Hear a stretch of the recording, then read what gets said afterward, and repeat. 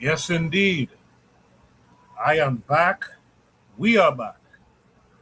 Episode 250. Imagine that. Episode 250. 250 episodes of Shoot the Breeze has occurred in our lifetime. Man, good stuff. Good stuff. The reason I'm late is because I was trying to set up a live stream on a BB2 me, and that didn't seemingly that's not BB seemingly that's not working out. At least I know my sound is coming through, but I couldn't get that to work out. That's one of the things we gotta work out in the future. But you know what it is. I like to come on here a little bit early to let you guys know what it is we're discussing in tonight's show. So in tonight's show, let me pull up my notes real quick. Where is it? Yo, bear with me real quick. If I find my notes here.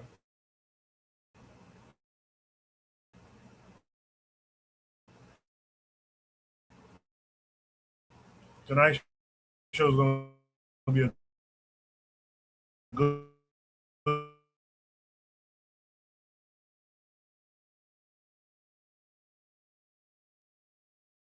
And what do we owe one another? Tonight's topics will move from personal ownership to Black economic power, government protection, community accountability, and overall state of humanity. Now, it might seem that these topics that we have tonight are unrelated, but each topic raises a question about ownership, power, and responsibility. Questions like, do we control what we purchase? Do Black communities control enough of their own institutions? Who receives protection from the government? And what responsibilities do we have toward one another? Will all be covered in tonight's episode. Uh, so, with that said, I'm going to start the show officially.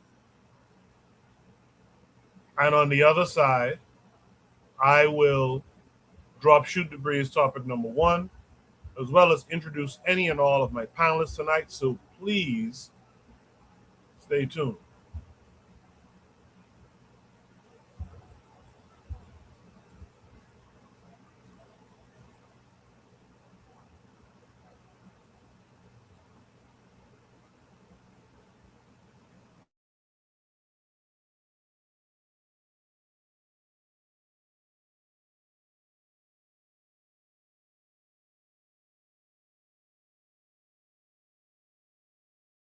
You are listening to the Bitter Medicine Podcast on KWAC Radio.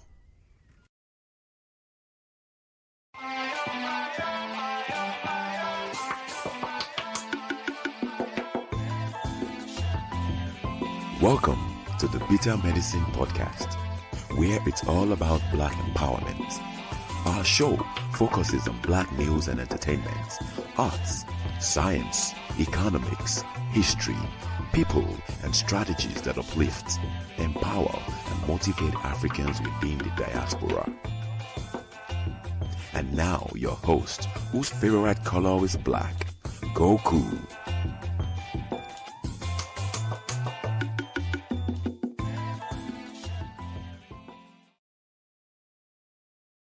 Welcome back to the Bitter Medicine Podcast. I am your host, Koku.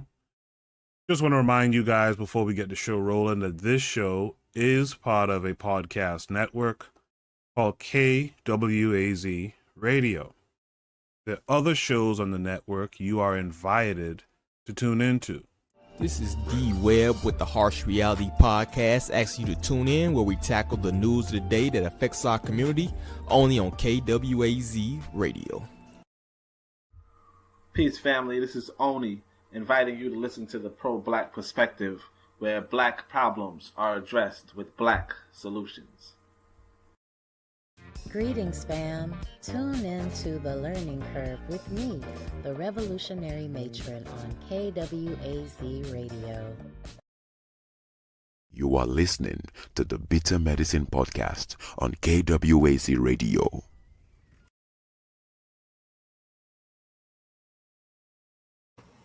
Yes, indeed. Make sure you're also tuned in to Kofi the Black Critic, Brother Bakari's BBN Network, Consider Cheek / Raymond the Bush, and last but not least, the Forecast Radio. With that said, man, in the chat, Lord of Slaughter asks, what's up, y'all? Right here, chilling, Lord of Slaughter. Thanks for coming through as always. Brother Bakari in the chat says, peace on Black African power, Black African family. And earlier, Lord of Slaughter put in there the RBG colors. That's what's up with us. So I appreciate everyone who's here so far. Make sure to hit the like button, share the show on social media. Please tag me. Tag me on Twitter or X when you share the show. Let me know that you actually shared the show. Black Seals in the chat saying he's on his way. The matron says greetings, everyone. So appreciate Black Steel. Appreciate the matron for coming through and making it known that you're here and that you're tuned in to the show. But yeah, like I was saying on social media, you could tag us, tag Bitter Meds, and let me know, hey man, I shared the show. I did my part. You know, that's what's appreciated here. I saw Afro Think Tank. I can't remember if it was a video or if it was a video, and he was talking about, shout out to Afro Think Tank. He was talking about the YouTube algorithms and why you're not being found and this, that, and the other. And I commented underneath and I said, a big part of it in the Pan-African YouTube space is we're not sharing each other's stuff. We're not moving like a unit and sharing each other's stuff. We're not reposting the posts, the memes, we're not reposting videos, this, that, and the other. And so if we're not sharing, and I have my suspicions as to why I think people are thinking that it's competition, I don't look at it that way. I think everyone can be shared and people will choose. It doesn't mean a person will stop listening to you just because. So, for example, with me, if I share Kofi the Black Critic, does that mean people stop listening to Shoot the Breeze to go? No, I don't think that's what that means. We can share each other's content, move as a unit. So please like the show, share it to your social media, tag me and let me know that, hey man, I shared it. Hopefully more people will come and tune in. In the meantime, I was kind of filibustering a little bit. In the meantime, let's just jump right in with Shoot the Breeze topic number 1 tonight. Shoot the Breeze topic number 1 says, does the end of physical media mean the end of ownership? Does the end of physical media mean the end of ownership?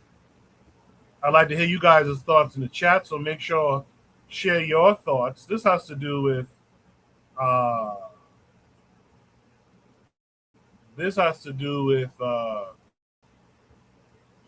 about 2 weeks ago, Sony decided to end physical disc for their PlayStation games, and there was a big uproar.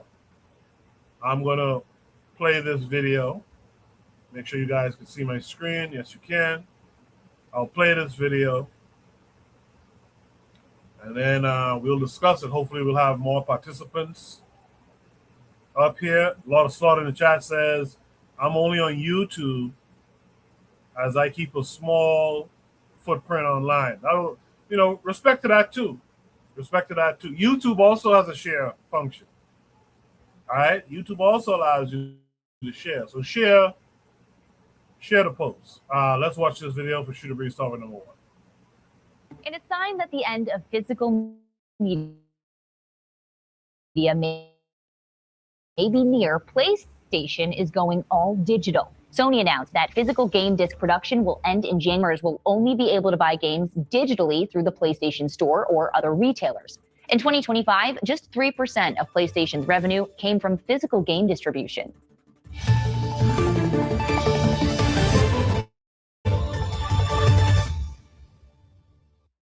In a sign that the end of physical digital, Sony announced that physical game disc production will end in January 2028.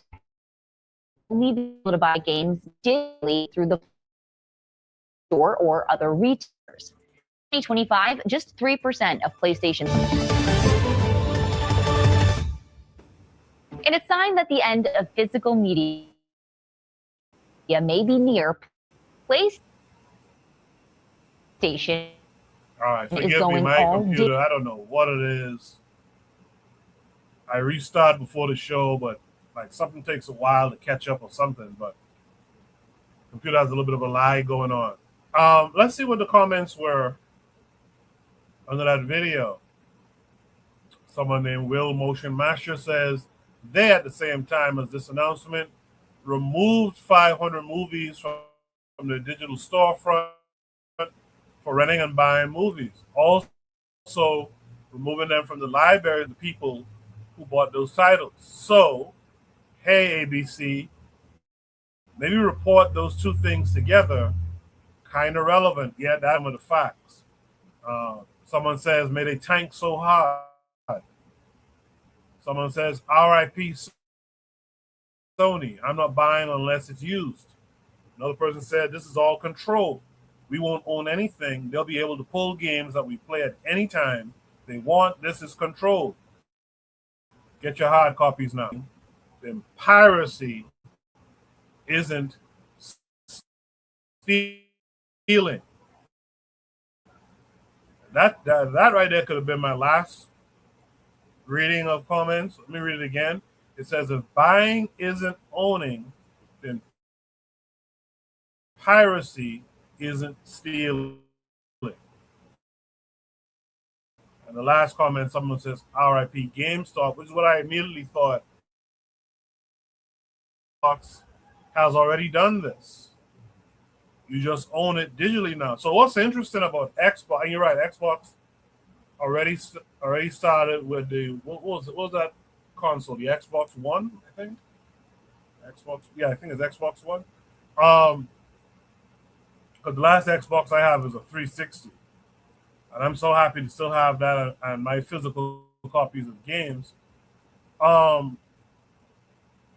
Sister Raw says, greetings to all. So shout out to Sister Raw as well. The funny thing about Xbox, haven't done it. When Xbox did it some years back, I think it was 2013 or something, PlayStation was clowning. PlayStation had a whole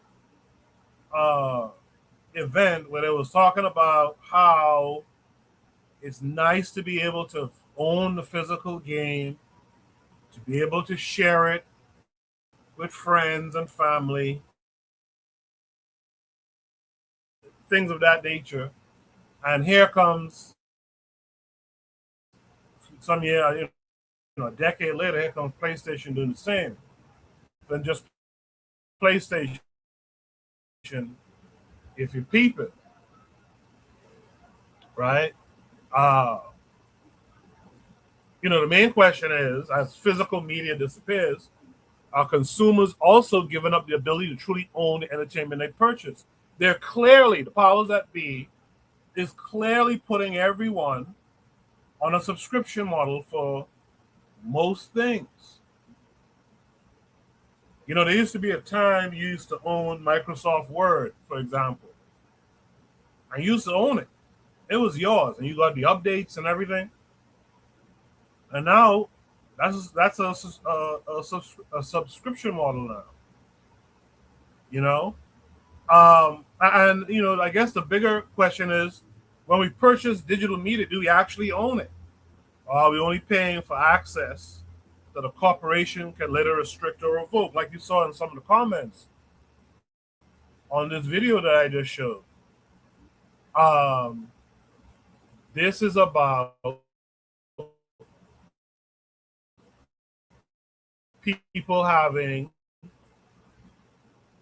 power over you, right? These guys, so you can buy a movie, digital only, right? You can buy a movie, have it in your digital library, and if the company that you own of it, let's just use Sony. Let's say you own a Sony movie, a movie that's on Sony's platform. You bought it, you own it, quote unquote. But Sony then loses the rights to that movie. We see the stuff with Netflix and stuff all the time. A series or a movie that's on Netflix for years can one day go off of it, and the next thing you know, it's on Hulu. If you had purchased it and the rights go to someone else, you lose that movie. It's ridiculous. And the most ridiculous thing is that this is not just as Africans per se, but we as people, we're sitting by watching it happen. As is the case with many other things, we just sit by and we let it happen. We participate in the nonsense.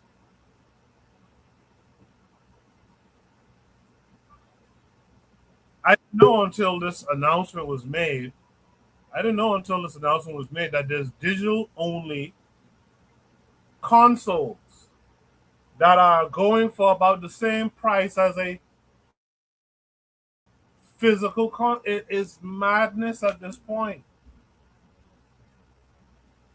So again, it's not just a conversation about PlayStation, it's a larger conversation about control. They're now putting themselves, the corporations have been doing this for a while, but now it's different.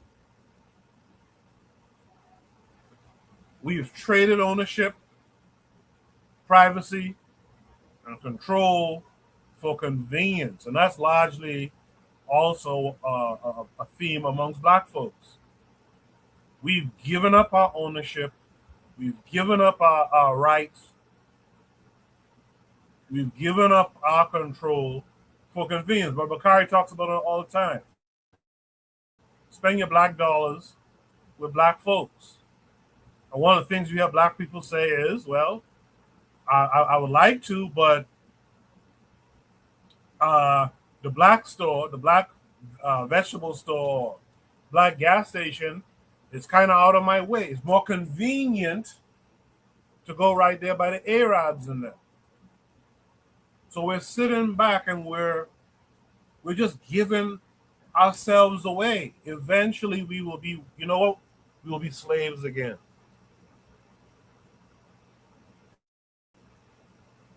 And when slavery comes again, there'll be different types of slaves. We'll be at the bottom of that category. But in chat says the new Xbox will be $1,200 or more. I heard madness. I was telling my sons and them the other day, basically a digital only console is essentially a modem. You're paying for a modem. You're paying for a gadget that's going to connect you to their store.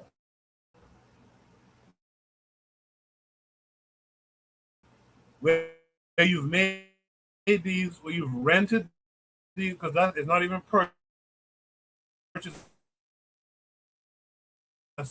You're paying $1,200 for a modem. I know I've rambled a bunch, but KW7 in the chat says this is late stage capitalism. So hear me. This is where the madness is starting to come in. But Bakari in the chat says if people rejected those things couldn't. Absolutely.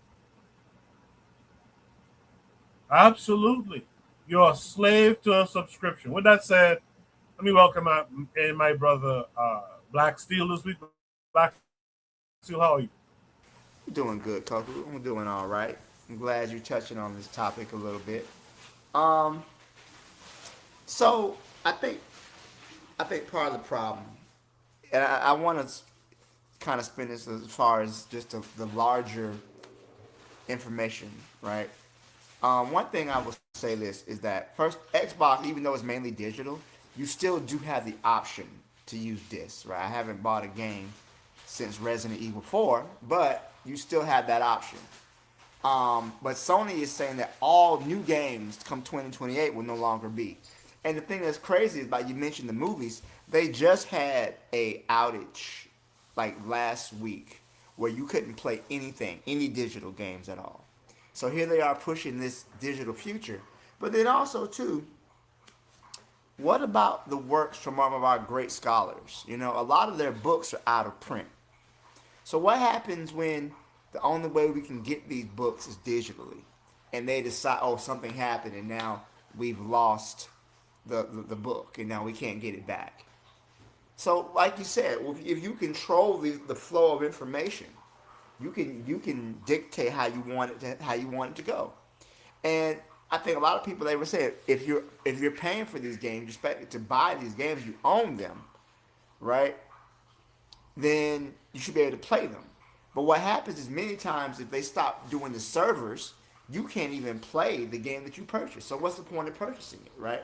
And even with our literature, there was a book by Chinweiz who I really wanted to get called "The West and the Rest of Us."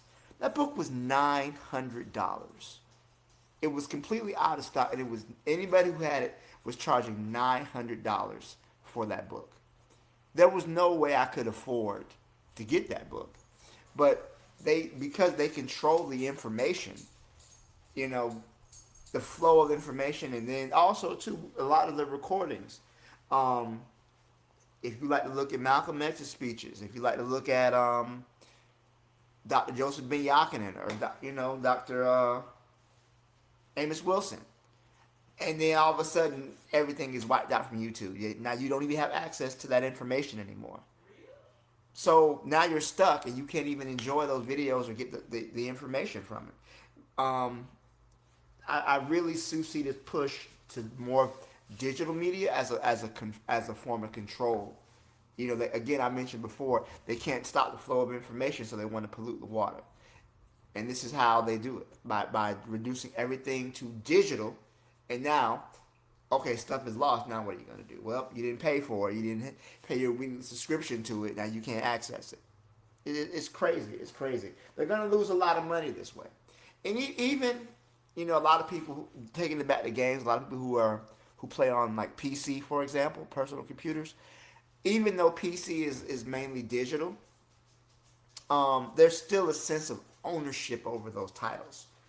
And I think that even right in the laptop I'm on right now, it no longer has a disk drive. My old laptop had a disk drive. My new one doesn't.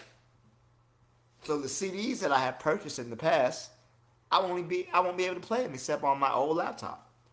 Or if many cars don't have a CD player or a tape deck or anything, all that information, and you don't have no mechanism to use it, is lost. I think that we really have to really take important steps to archive some of that information from our scholars and from, you know, our thought leaders as well. I'll leave it there. Thank you. Appreciate that, Black Steel. I guess a counterpoint can be made that physical media can be damaged, lost, or become obsolete, while digital media provides convenience, portability, immediate access, etc. Is digital access necessarily worse than physical ownership? So, kind of what Black Steel was just talking about.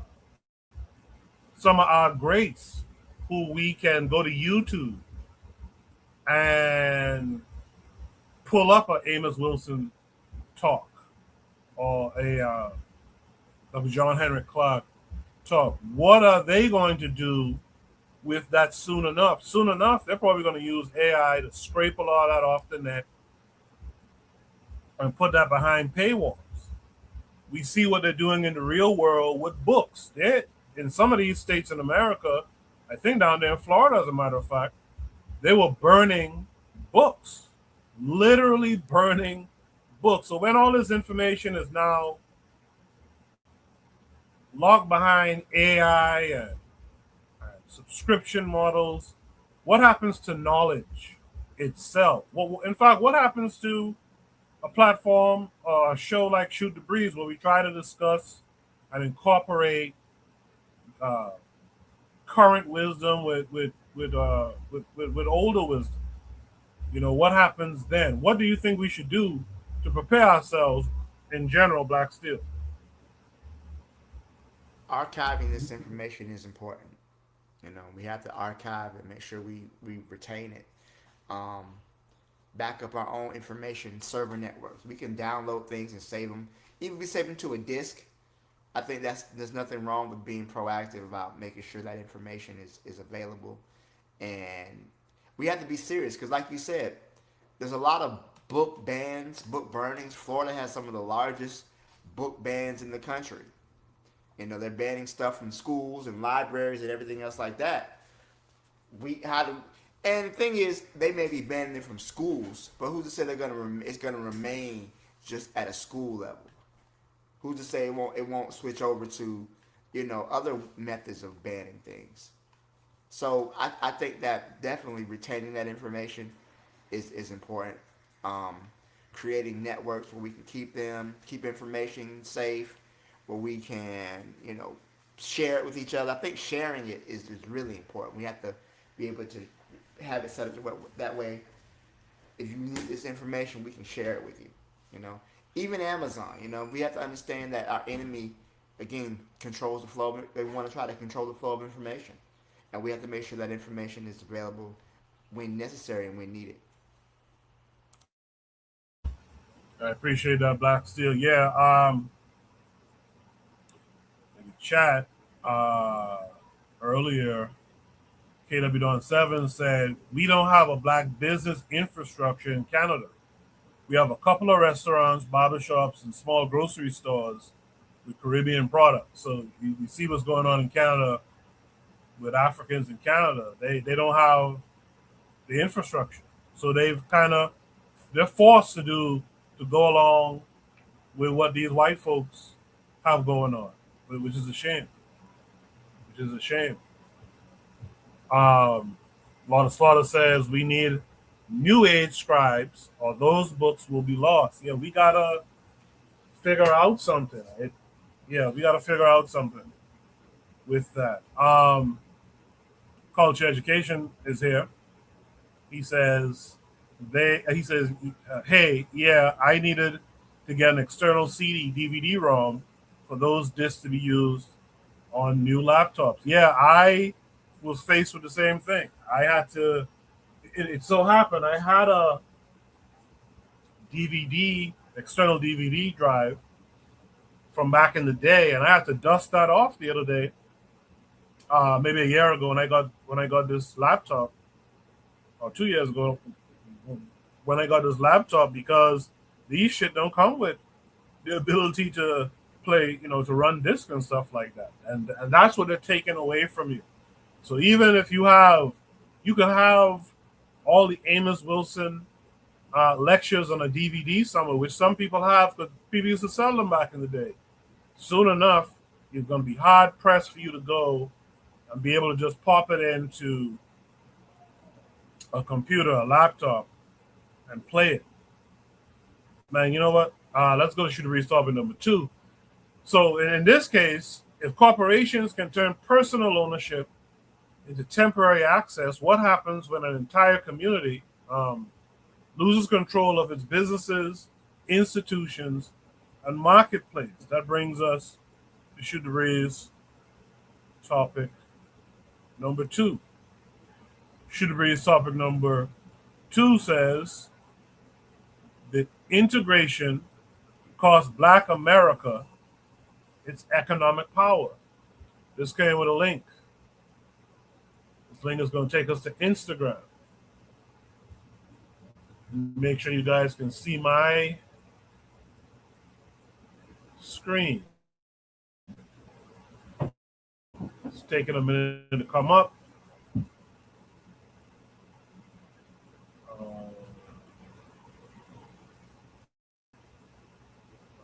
It's taking forever to come up. Let me see what's going on. Okay, I think it's coming up now. Finally, I don't know. Uh, Again, shooter brief topic number 2. Did integration cost Black Americans economic power? Let's watch. Before integration, Black Americans had something that economists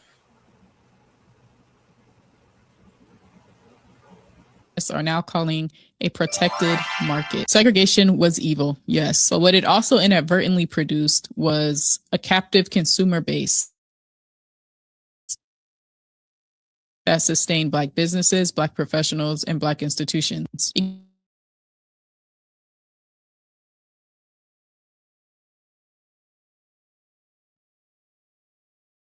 Corporate competition. The Negro Leagues, Black Wall Street, the Green Book economy, and 6,000 Black-friendly businesses across the country operating in a self-sustaining network all came from this protected market. When integration came, corporations went into the Black community to get the Black consumer, and most Black-owned companies could not compete with that. By 1966, as desegregation permeated the market, Black-owned businesses faced competition from companies that didn't need to care about race anymore. The protected market was gone and nothing replaced it. Now, Black businesses operating in industries Black consumers dominate source from everyone except Black manufacturers because there are almost none, and almost every dollar leaves the Black community.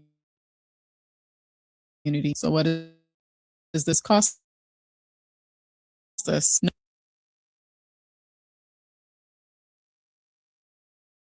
Means every Black business without the supply chain relationships and without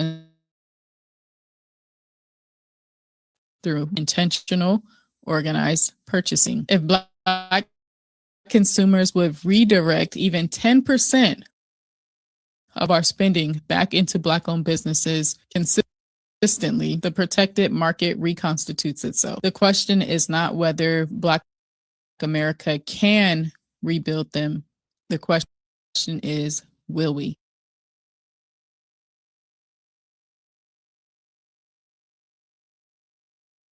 Black Americans have no segregated market. We have no control over our children's education.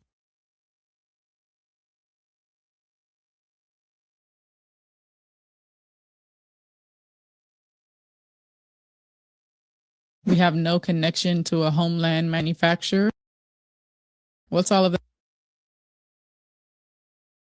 that cost us? Before and now calling a protected market. Segregation was evil, yes, but what it also inadvertently, like businesses, described it as functioning like a protective tariff. The same mechanism that protects an infant industry from foreign competition protected Black businesses from white corporate competition. The Negro Leagues, Black Wall Street, the Green Book economy, and 6,000 Black-friendly businesses across the country operating in a self-sustaining network all came from this protected market. When integration came, corporations went into the Black community to get the Black consumer, and most Black-owned companies could not compete with that. By 1966, as desegregation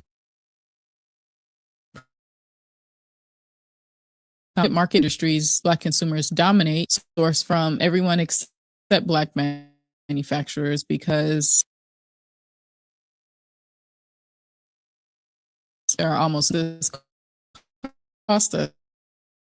No protected market means every Black business competes in an open economy without the capital reserves, without the supply chain relationships, and without institutional support that other groups build over generations of protected growth. But a protected market can be recreated through intentional or organized purchasing. If Black consumers would redirect even 10%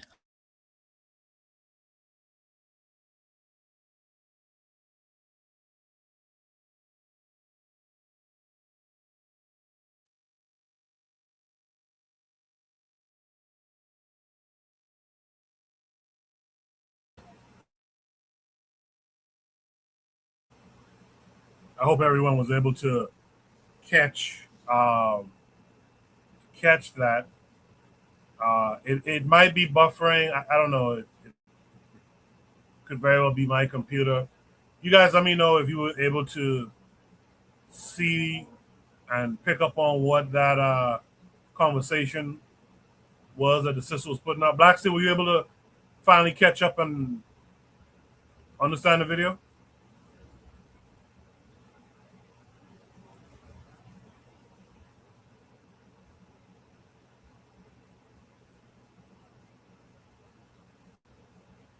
If Black Steel speaking, I can't hear him.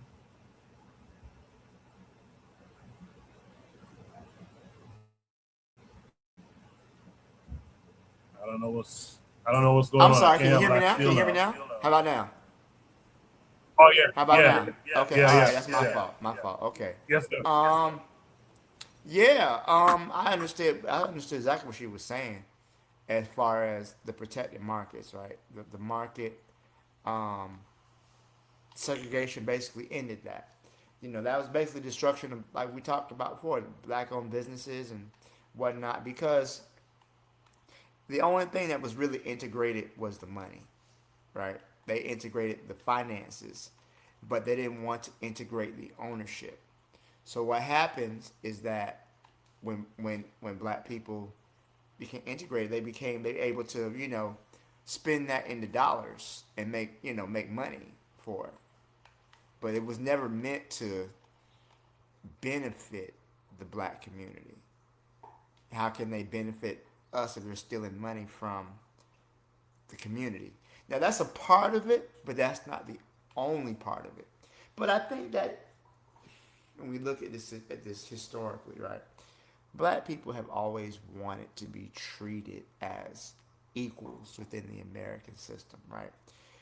They figured, hey, we work hard, we pay our taxes or whatever, we should have equal representation. And I think there was a video that we showed called Sell. It talked about how many businesses were intentionally going after black consumers, right? But also, too, the mentality is that these white businesses are better than what uh, black businesses had. They have more access to goods. They have more access to things that the black businesses didn't have, and that's not true. But again, that mentality though is so dangerous because many people would rather shop at the white stores than shop at the black stores. Sadly enough, and that was a real thing. So I'll leave it there. But I definitely understand what she was saying. The lack of protected markets. Yeah, those markets aren't protected anymore. But also too, before I go, I was thinking that much of the world is so interconnected now. It is very much interconnected. And we're not dealing with just local communities, but we're talking about on a global scale. We're talking about internationally. You have international supply chains, not just your local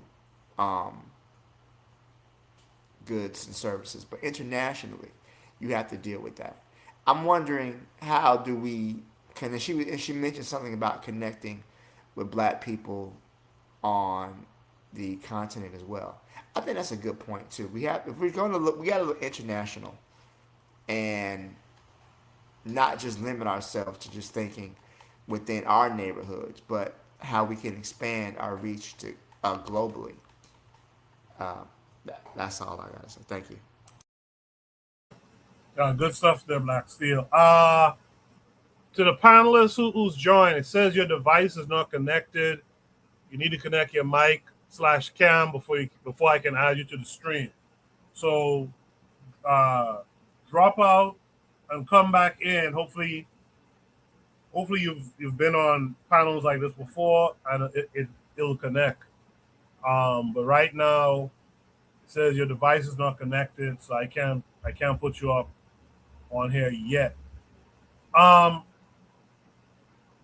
Man, what a good topic, especially after the topic that we had just prior. By the way, shout out to Brother Bakari. Brother Bakari just my computer's acting up. Brother Bakari gave us a $5 super chat. He says, "Keep up the good work. I do appreciate it. I don't know why it's not shown on the screen. I do appreciate it, Brother Bakari." Um,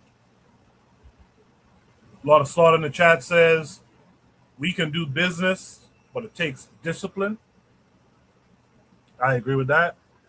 He says, "Yeah, white ice is colder." He says that's why we can't win. Yeah, that goes to that conversation even in the first prompt. We for convenience sake we'll go along and get along, but we're not looking at the larger problem. And one of the things I think this topic is getting to is that you get to, I guess, connect to a bigger world, but at what cost? Recently in the Bahamas, this week here in the Bahamas, Trump placed a 12.5% tariff on Bahamian exports to the U.S. So most of our exports would be along the lines of like seafood, conch, lobster, shellfish and stuff like that. And mostly it goes to, I would say, to the south of the USA. But I know that this company, why can't I think about it? Why can't I think of the name? This company that sells this restaurant chain that sells seafood, Red Lobster. Red Lobster gets a lot of its items from like us. And Trump has put a 12.5% tariff on it. So what does that mean? That means that people would have to pay the additional to be able to engage with our products, and the additional 12.5% on top of what we're charging. And so what does that mean? Now people will say, well, that's a little bit too expensive, too dear, as we say. Let's go elsewhere and find it. So you're kind of killing off what these black folks in this black nation was able to make some money from. Whereas if we had the infrastructure, not just in America, but back in the continent, etc., and most importantly amongst ourselves within the Caribbean, we wouldn't have this problem. We would have a market, an inbuilt market that's protected by because it's black folks investing in each other, and that's not what's happening. That's not what's happening. But Bakari in the chat says our leaders never told us to spend our money with other people. That's true. That's true. I never heard MLK say go spend your money with them people. But Bakari said it's more of our mental problems to me than integration. While the starter says we've been left behind, we will not succeed here. Trigger Happy is here saying peace, peace. But Bakari says if I don't know the person, make sure they show their face backstage.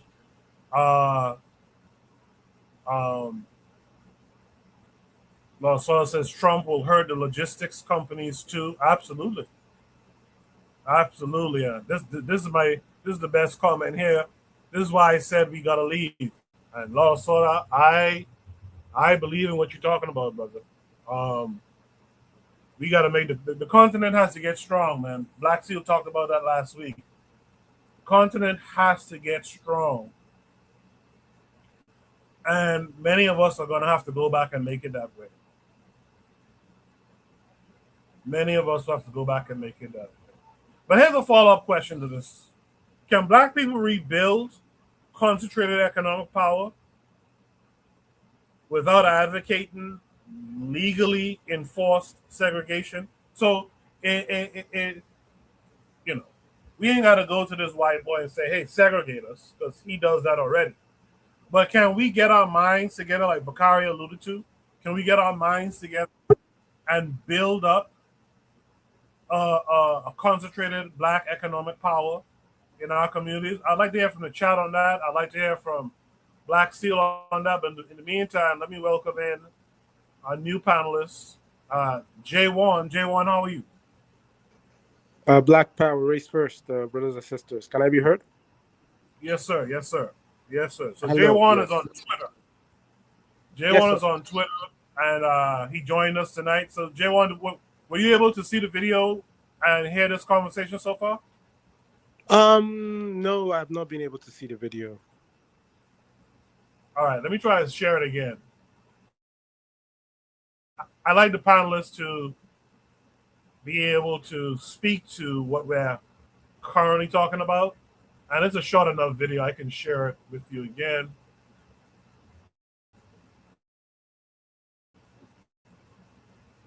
My computer's been acting up a little bit tonight, so bear with me. In the meantime, while I wait for the screen to come up, Trigger Happy says you need separation to do your own economy. Definitely. Anything else is an economy within the boundaries of another people's economy. So let me just remind you guys what the topic is for this prompt. This is Shoot the Breeze topic number 2 tonight. It says, did integration cost Black America its economic power? Integration cost Black America its economic power. And for J1, this is the video. So pay attention to this.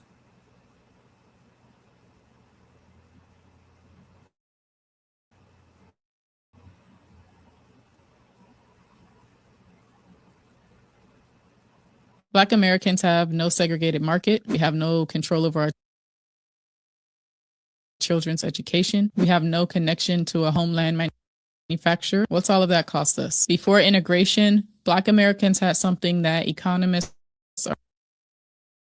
are now calling a protected market. Segregation was evil, yes. But what it also inadvertently produced was a captive consumer base that sustained Black businesses, Black professionals, and Black institutions. Economists described it as functioning like a protective tariff. The same mechanism that protects an infant industry from foreign competition protected Black businesses from white corporate competition. The Negro Leagues, Black Wall Street, the Green Book economy, and 6,000 Black-friendly businesses across the country operating in a self-sustaining network all came from this protected market. When integration came, corporations went into the Black community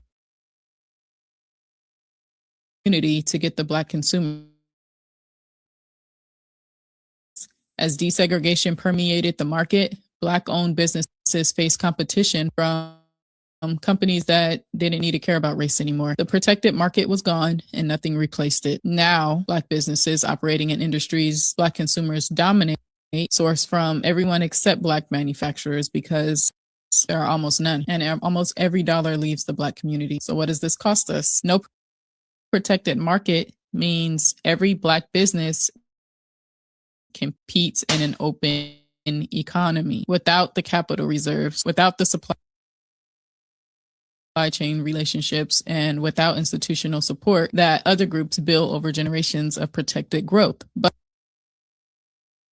a protected market can be recreated through intentional, organized purchasing. If Black consumers would redirect even 10% of our spending back into Black-owned businesses consistently, the protected market reconstitutes itself. The question is not whether Black America can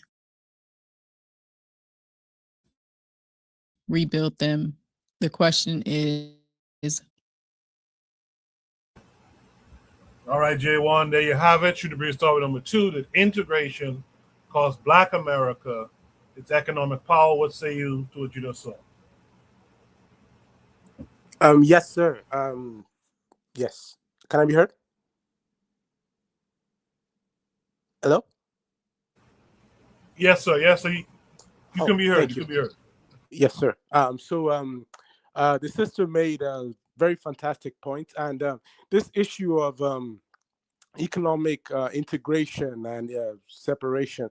I think was it Baba Amos Wilson, if I remember correctly, that was saying it a while ago. I think almost in the 80s and the 90s about how this issue of integration is political integration. I mean, right now, what who are we integrating with? And also regarding this concerns me personally because I'm a trade lawyer, and this particular issue is not just only if you have to expand the horizon beyond just what is going on inside America regarding Black Americans. This is an international issue, and it goes to the issue of production and the issue of who's going to produce. So right now, what you have is you already have Black people globally. We live in what they call a segregated market.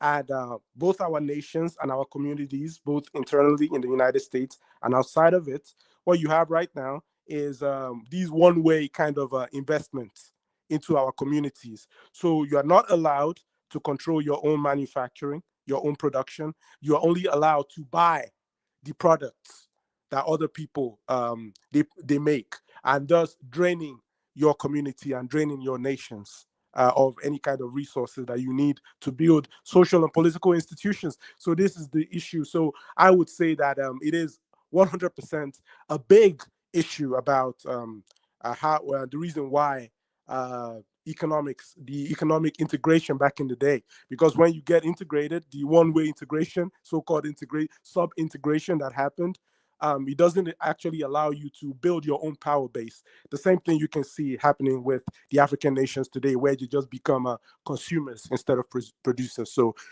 on the question, to answer the question directly, yes, so-called economic integration did a tremendous damage that we would have to repair by building our own productive capacity. So, yes.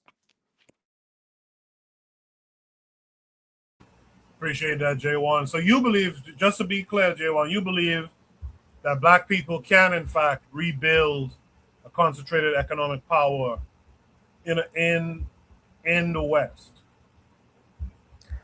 Um, in the West, that is a totally different question because as I believe in the words of Marcus Garvey in his philosophy and opinions, I personally I support the idea that I'm not trying to build a nation within a nation, right? Although we do understand that um, we have to tend to our people wherever they are. We have to build locally and think globally, internationally. However, I don't believe we can build any kind of solid independent, sovereign, productive capacity while living in the West. It has to be from somewhere else. So that is what I believe because the markets are already segregated. And the way, if you look at it very critically, you see that what we call business, what we call trade, is just almost an extension of warfare, right? So if you say you want to start controlling your own internal markets, we know how the system, the status quo that exists, the regime is going to react to that. So I would say that we should build on land that we can properly defend. So that is my personal opinion about that. I could be incorrect. No, but we're all here, and I appreciate that, J1. We're all here to share our opinions. We're all Pan African. We're all Garveyite, if I'm not mistaken. So yeah, we're here to share our thoughts and opinions, man. So feel free to share them. You don't have to feel timid or anything. Go ahead and share your thoughts, man. I appreciate it. In the meantime, shout out to Trigger Happy who's in the chat. Shout out to Real Black Gentleman who's in the chat. Well, speak of the devil, there he is on the panel now. In the meantime, let me introduce our panelist, Kofi. Kofi the Black Critic. How are you this week? Doing good, doing good. How you Yes, sir. doing this week? I'm good, man. I'm good. Thanks for coming through. All right, thanks for everyone on the panel. What the brother said, I'm sorry I didn't catch your name. What you're saying is absolutely right. And J1. I like K1, and I like Coco how you follow that up with how would that work in the West. And but I think when people ask this question about black power and economics and intersectionality when it comes to what's in the market, we're kind of we're attacking this from the wrong angle, right? Because there's nothing wrong. Capitalism rules the world at this point right now, right? There was always capitalism, right? Either money, goods, services, whatever. Capitalism has always existed. Cows, sheep, goats, whatever. Gold, whatever. This is being looked from not what the problem is here as far as like in the West, and I would say on the continent, because let's start here in the West, in America. We all know that they were black towns. You had Greensboro, you had Rosewood, you had Black Wall Street. We had all that, and that was during an integrated society. That was a segregated society, right? Where you just get your own, I get mines, and we just take care of our communities.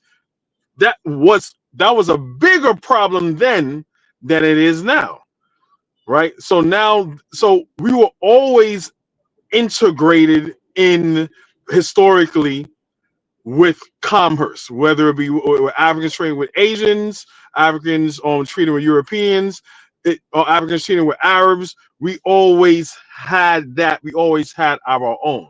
The problem that we have here on the continent, and probably and definitely here in the West, is that white ice is colder. So when you're conducting business, and you had the Civil Rights Act, and it just kind of just revamped everything to make everything equal, equity. Okay, we can't discriminate people because of this. We can't discriminate people because of that, even though they still do to this day. Black people get a higher interest rate than white people when it comes to financing homes and cars and vehicles, things of that nature. But it has to do with us, our mentality. What do we prioritize? Because when that happened, and I said this all the time, is like, oh, okay, now instead of us thinking now we could do business, the business that we do have, we could expand the business that we have. We could expand our mom and pop stores. We could expand the buses that we had. We're thinking like, oh, the white man bus is better. You know what? Let me get on that. Oh, my wife wants that dress in the window. I could go to Mr. Clark's, but I'm going to Mr. Charlie's because Mr. Charlie got that nice dress. That is our problem. And that's why we are in the conundrum that we have. So it's more of a psychological thing to me, if you ask me, because we had those businesses. What happened? White people did burn some down or whatever, but we always were people who did for self. But we went to those other large white markets. Now, when it comes to the continent, especially in the Caribbean, take my country for instance. There's an oil boom, and you have some black guy and these people there. It's like, okay, this it's the gift and the curse. So what they do in Africa, every time they see the oil, you get Exxon Mobil and all these people that get to drill the oil, right? Oh, and you gotta refine it. Oh, let's send it over here to refine it, and you pay a whole bunch of money, for them to refine it. So in my country, you have black people that are there. They're trying to say, okay, if Exxon's going to drill, I'm not going to give it to Exxon or another petroleum company to refine it. We could do that right here. So we do need to control our means of production, because the brother is right. We don't control. We just spend. Saying we have to. We are capable of providing services and goods, but we just had to be in charge of it. So my answer to the question on its face would be no. There's nothing wrong. There's nothing wrong with the question that you're asking me, as far as like capitalism and intersectionality and it being integrated. It was always integrated, but it's our mentality is the problem, not the commerce that we've been doing for thousands of years. And I'll pretty much end it there. Appreciate that, brother Kofi. Let's welcome in our brother, Real Black Gentleman. Real Black Gentleman, how are you this week? Oh, I'm feeling good. Good. Of course it did. It completely whatever supply chains that we had in, like, you know what I'm saying, the basically the first half of the century, you know, the relative, you know, just being able to eat, being able to basically have the raw material and recycle it and repurpose what we needed. Or, you know what I'm saying, the blacksmiths, the repurposers of the raw materials that we already have. Those are critical skills. I mean, ironworking, metalworking, like, it's one thing to like buy some new piece of metal. It's another thing to be able to just like reforge it. You know what I'm saying? And get a you know, build a hot enough fire to remove the impurities. I mean, those are the real hard skills that we lost when we basically, you know, maybe a blacksmith might have worked in, you know what I'm saying, some big iron company type shit. And it's like, yeah, you can work for them, but then I mean, unless you have the wherewithal to try to in the time to develop your own little mini forge, you see what I'm getting at? It's like, just, you know, it's a squeeze on two sides. It's the actual like taking of the blatant theft and you know what I'm saying, theft, you know what I'm saying, of our land, and, you know what I'm saying, resources that we have claims on, and just our, as Black people, the subconscious desire to have something that seems a little bit better than what we already have. That grass is greener, you know what I'm saying? And what we thought as integration was, we wanted to like not, how would I say it? We wanted to basically be able to live without a sense of like, if we have to engage and interact in the white man system, we didn't want to do so under the whole like, well, we're going to do our own for ourselves, but if we're going to drive through a town and, you know what I'm saying, just like engage in whatever, like, we don't need that whole sense that like we're it's the idea like the whole Jim Crow, you know what I'm saying? Like, you know, the idea of integration was to get rid of Jim Crow. But the problem is, like, Jim Crow, you know what I'm saying? It what I'm trying to say, it made us more resilient. I mean, naturally, that's all we had after slavery, is just the fall back on ourselves, and the resentment, you know what I'm saying, just made us stronger. But again, America forces you to engage with it. So if we're going to engage with the system, why the hell are we, you know what I'm saying, you know, why the hell do we have to like pay extra taxes? People do all this extra shit. And so the switch off was like, okay, we'll bring you in, but we'll bring you in so close and we'll wrap you in so tight into this modern, you know, New Deal and all that. And we'll give the women resources, but well, there's a lot of things that happen where in the second half of the century with, you know, the formalized, you know, the education and all that, where, okay, you can go to our schools, and you know what I'm saying, like, and then this is where the Black Panthers come in. It's like, okay, well, we want to make sure that, you know, people have like, you know, a lunch, you know what I'm saying? We got to make sure our babies have a lunch, because, you know what I'm saying, and then that's how it's like, you know, the white structure adopted, you know, the whole free lunch program. And actually, you know, people don't realize that, you know, because if it wasn't for the Black Panthers, there wouldn't be a free lunch, you know, program in America. These are the things that once we got integrated, everything that we had just got absorbed into whiteness, and we could not have our own stuff. You know what I'm saying? All of our, it's like everything that we had became incorporated, but we were incorporated so tightly to it that we couldn't disincorporate back and revert back to a state of relative independence and self-reliance. So yeah, in short, yes, of course, it cost us our economic power, because we did not have the ability to have our own sense of wealth in our what we had of value, even though it was different than what, you know what I'm saying, the greater white folks had. It was ours, and we did what we did with it and maintained ourselves, you know what I'm saying, it relatively independently. I mean, if you know, in spite of all the, you know what I'm saying, theft and all that, like, if we just could have, if you know what I'm saying, it's just a lot of things. Probably the the education aspect of, well, our schools aren't as good, and, falling back to, if we have better schools, we can go to college, and then, we can work for white folk. And instead of thinking that, honestly, like farm life and raising livestock and hard, like agricultural sciences is not of benefit. These are the things that we lost and we can always get back. I'm gonna pass the mic. Can I respond to that on Koku?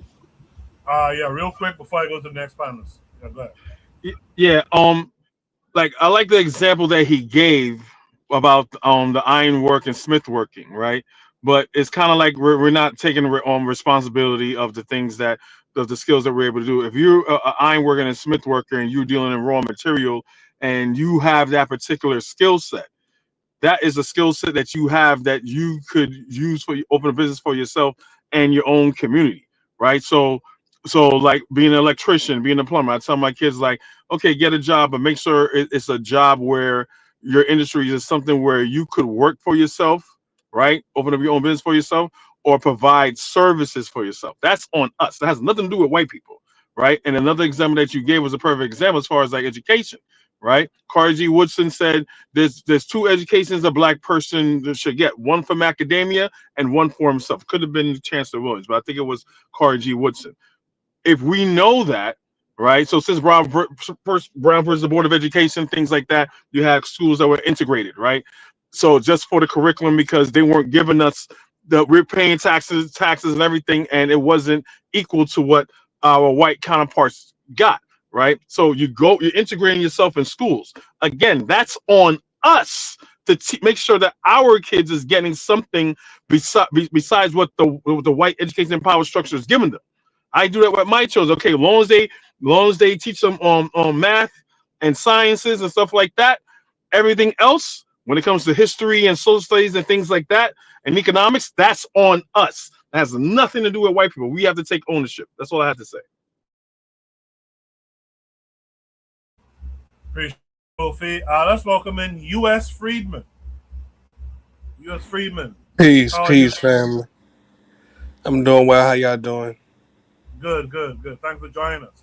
Thank you. And I'll be brief because I never want to be long-winded. To answer the question, honestly, yes, I think that in my estimation, integration costs Black America a great deal of our economic power. In a similar way that we see a brain drain out of the Caribbean and Africa into the U.S., and this has, to a degree, destabilized Africa and the Caribbean. Integration has definitely destabilized Black America because instead of building our own communities, we had an entire network of U.S. freedmen towns. Instead of continuing to build our own institutions, we instead opted to build up white America's institutions and white America's communities, and as a result, the total number of majority Black American communities in the U.S. is decreasing right now. So just as I see that in the long run, staying segregated would have benefited us, this is why I actually, in the long run, think that the TPS ending for Haitians in the long run will benefit Haiti because it will incentivize Haitians to build Haiti. And Black Americans, we must do the same thing. We have to build our communities throughout the U.S. I appreciate how succinct you was with that, U.S. Freeman, and the Haitian TPS topic will be the next topic that follows from this. But now that I've heard everyone's thoughts, the initial thoughts at least, I want to throw out a counterpoint of sorts. Does economic success under segregation actually I'll frame it like this: economic success under segregation should not be confused with the conditions being beneficial overall. I think a lot of times Black folks talk about segregation and how we had our own Black businesses, our Black banks, et cetera, et cetera, et cetera. but we don't address what were the overall conditions for black folks at the same time. Is that a conversation that we should address as well? Black Seal, I'll start with you. What say you?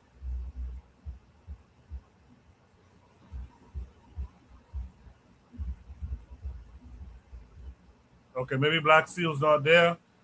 J1, what say you? Yes, sir.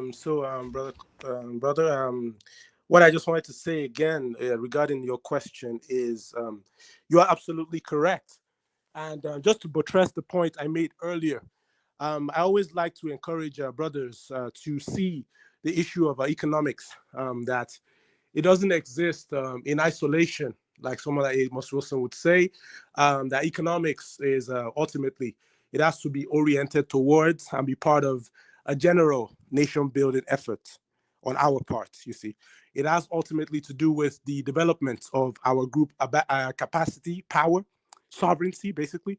So, what we see back in the day during the integrationist era movements of the 60s is a simple emphasis on just the political aspects, or the what you call the civil rights aspect of black life. And you said that it doesn't make any sense not to take into consideration the other conditions, the political, the social conditions surrounding. You can't build just an economic system and say that it's going to be devoid of the other systems that you actually need to subsist. So the white boys, they have a system, right, of economics that exists within a bigger context of the social political power, group power that they have, that they exhibit. You see, so I would say that at the end of the day, we still have to prioritize black nation building.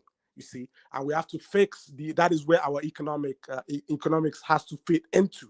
So there is no point trying to build any kind of a separate sovereign economic power base without actually orienting it towards a general effort to get power, to get independence, to get sovereignty, basically. So we should focus not only on things like civil rights or what is going on with the other side, but we should be more concerned about cooperative economics, how we are going to build our own power base, how we are going to channel that, we're going to relate that with the politics, how we're going to relate that with the social relationships and all these other sorts of stuffs. You see, because you see, integration into another group's institution or into another group's economics is ultimately not a was it Amos Wilson? I was saying it that there is no substitute for self-sufficiency. So if we're talking about economics, you're absolutely correct, brother, that is it possible for economics to exist just in isolation? Is it possible for it to exist amidst a racist social political system? And my answer is, I support you. I said, no, it is not possible. That economics is a part of a general group effort to attain power and sovereignty. So that is what I'm going to say to your question. Thank you. Well done there, J1. Well done. Kofi, what say you? People are. It's hard for me. The question you asking is legitimate, but I'm struggling hard with people keep homing on this point of that. Oh well, white people. So is the white people is a part of the economic global system? Oh, we can't do anything. That's total fucking bullshit. When Africans was trading with people, with Europeans, Africans was trading with Arabs, Africans were trading with each other. They had a system in place. Capitalism has always been a part of it. You have other groups that don't like each other, that is a part of the global market, and they trade with each other. They're not bitching and moaning and saying, oh well, this person don't like me. No, I got goods and I have services and I'm providing them, and those people that are in charge of those goods and services, right, when it comes to nation building, make sure that they reap the benefits from it. They're not bitching and moaning, oh my God, I'm dealing with this Asian person that don't like me. They don't give a fuck. They don't care.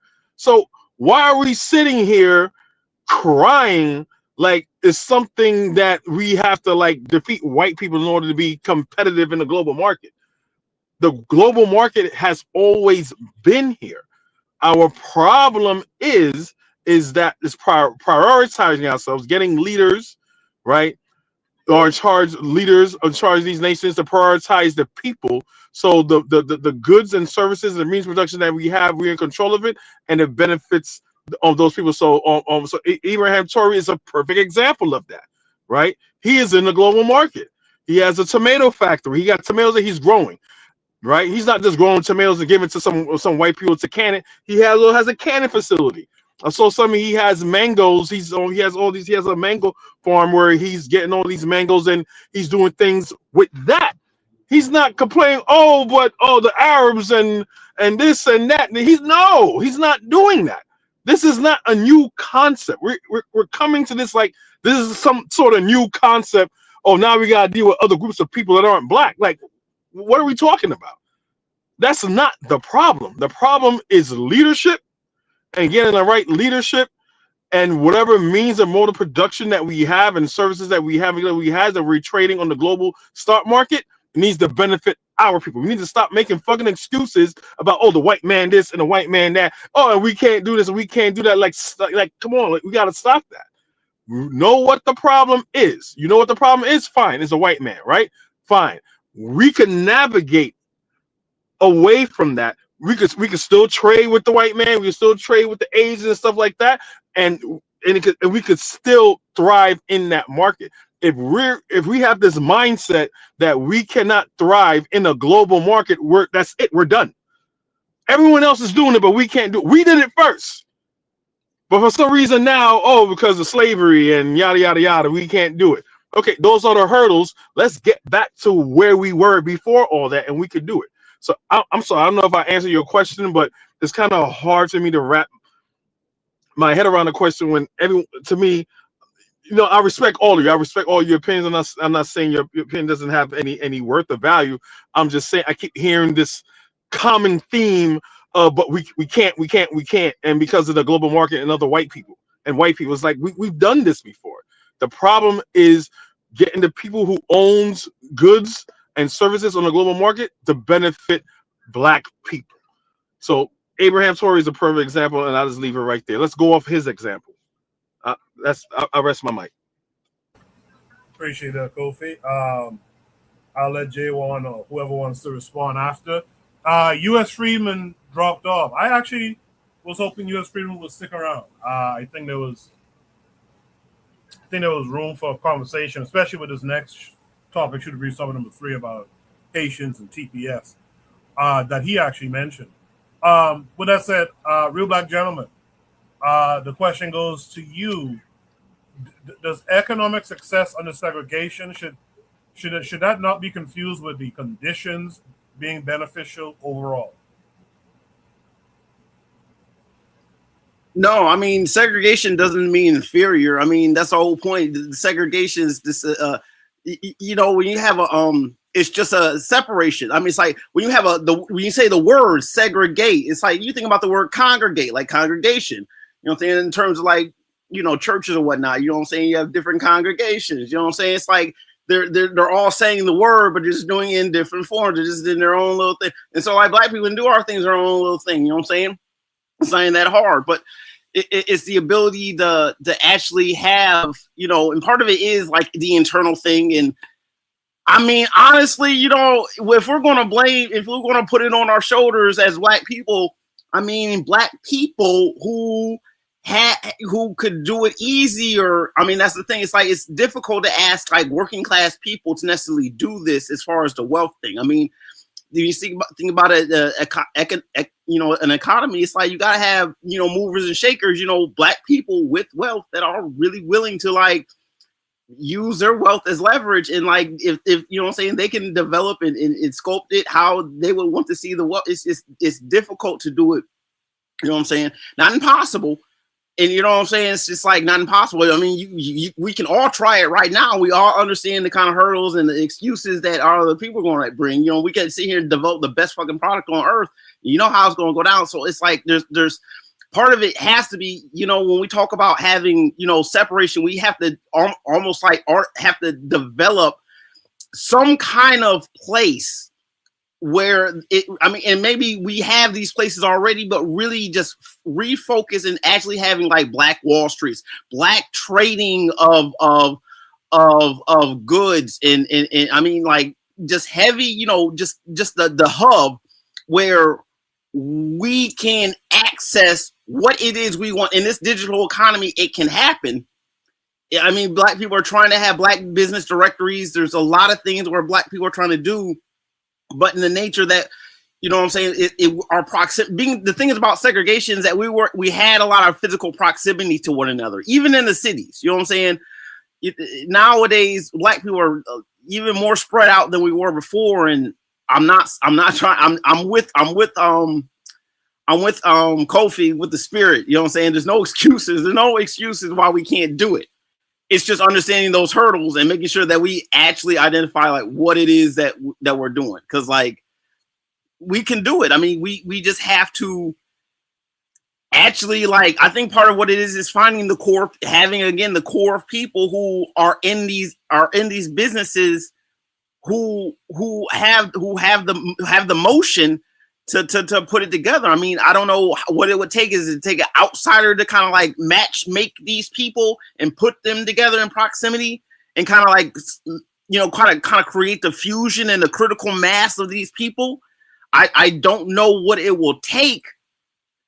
I mean, I think that's one way of doing it, you know, just making sure that we're actually, you know, business leaders and, you know, strong, you know what I'm saying, people in their commerce spheres are actually talking to one another and saying, okay, I'm Black, you're Black, we're Black, right? Okay, we're Black. And like, you know, these little links that we're doing, it actually benefit our people, not on some trickle down stuff, but on some, you know, strong layering over time, like strong accumulations. It's not impossible.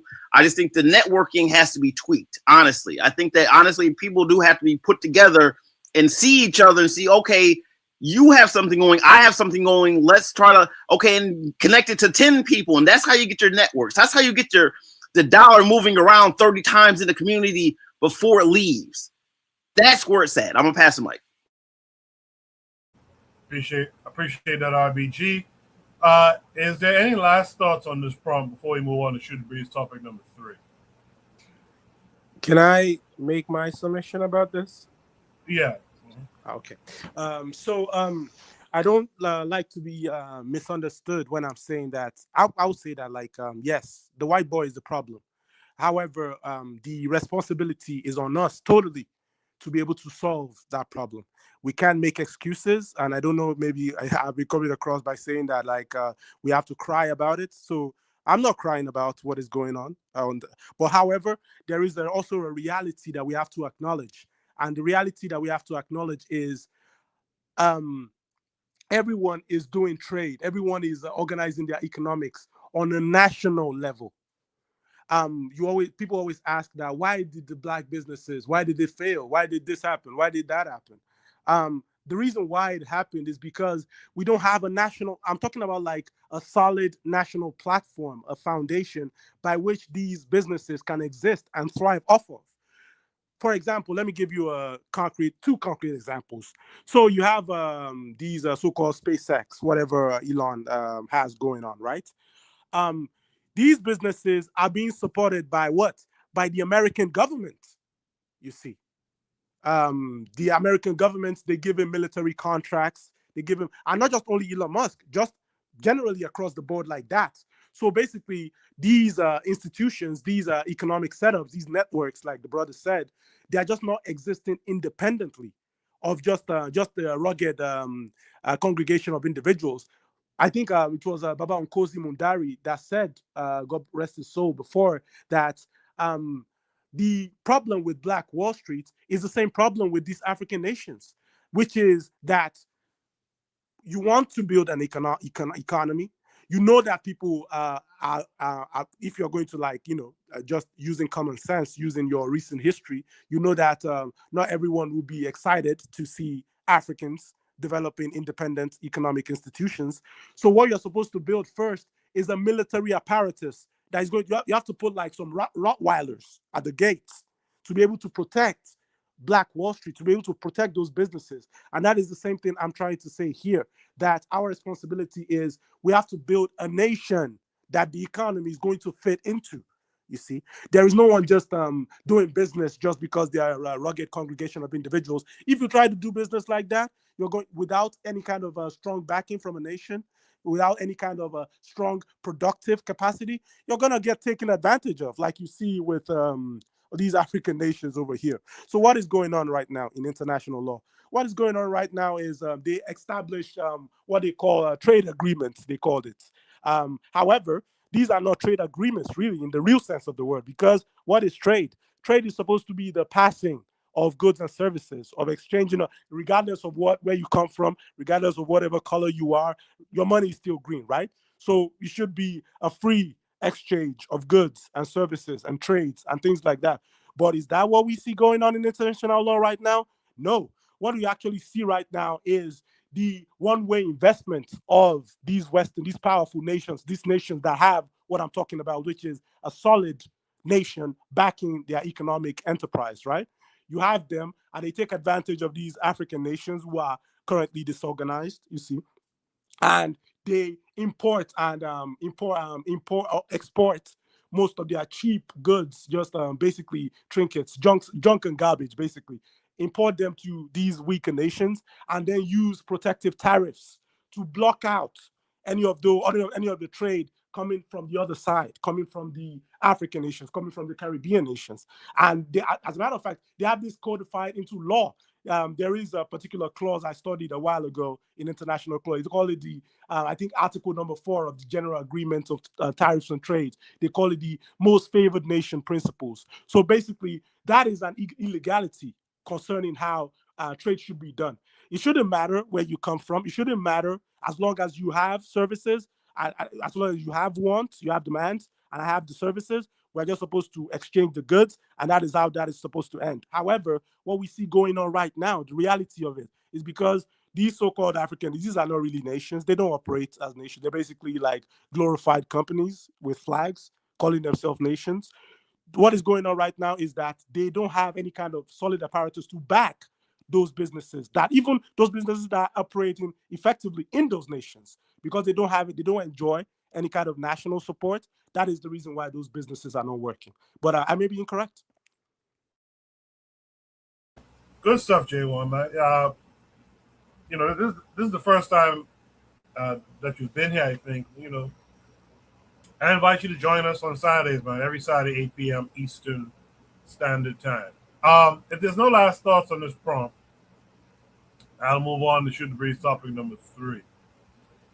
So, so far we have discussed what happens when Black communities lose economic protection. What happens when the government removes legal protection from an entire immigrant population. That brings us to Shoot the Breeze topic number 3 tonight. Shoot the Breeze topic number 3 says, Haitian TPS is ending. Is this fair? This comes with a link that's going to take us to YouTube, I believe. By the way, if you want to discuss certain topics on Shoot the Breeze every Saturday night, 8 p.m. Eastern Standard Time, you can join our Discord. Link is pinned to the top of the chat.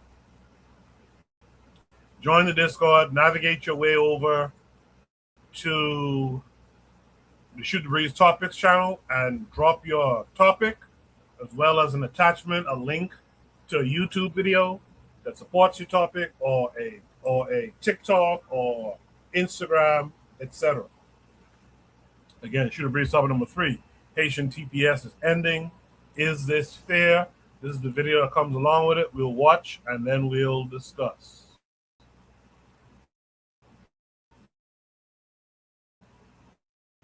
$300,000 Haitians face removal from the U.S. as the Trump administration moves to end their temporary protected status.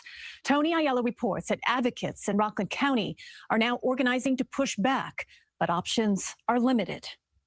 Inside Spring Valley's Haitian Community Center, pictures show an idyllic version of life in Haiti.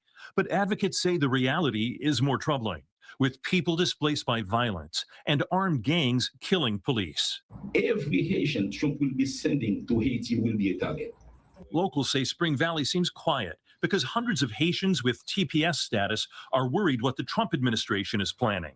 The Homeland Security Secretary recently posted this. Temporary meant temporary. And if you think you're going to just wait out the Trump administration, it's not going to work. We will find you and we will deport you. That could mean a sudden shortage of home health aides and nurses. Some tri-state agencies report 10% or more of their employees have TPS status. We provide care, exceptional care to the people. We are good people. We are good-hearted people, and we do love our job. At Tuesday's conference, community leaders told TPS holders to pursue asylum and other legal options and issued a call to action. You can call your senators because Congress has legislation that's co-sponsored by our congressmen and others, bipartisan. But the president would likely veto any attempt to extend Haitian TPS. The Trump administration offering airfare and $2,600 to encourage Haitian TPS holders to return home. Tony Aiello, CBS News, New York.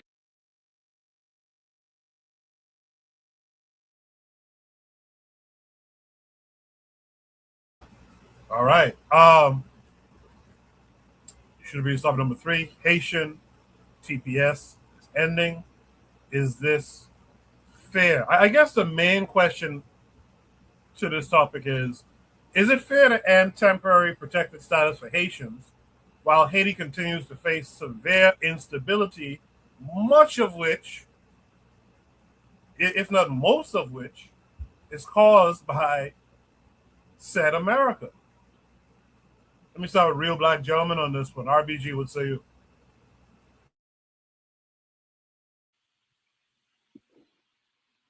It's unfortunate. I'll say that. The nature of internationalism is that, I mean, depending on who's enforcing the rules, like, you're gonna get what you're gonna get.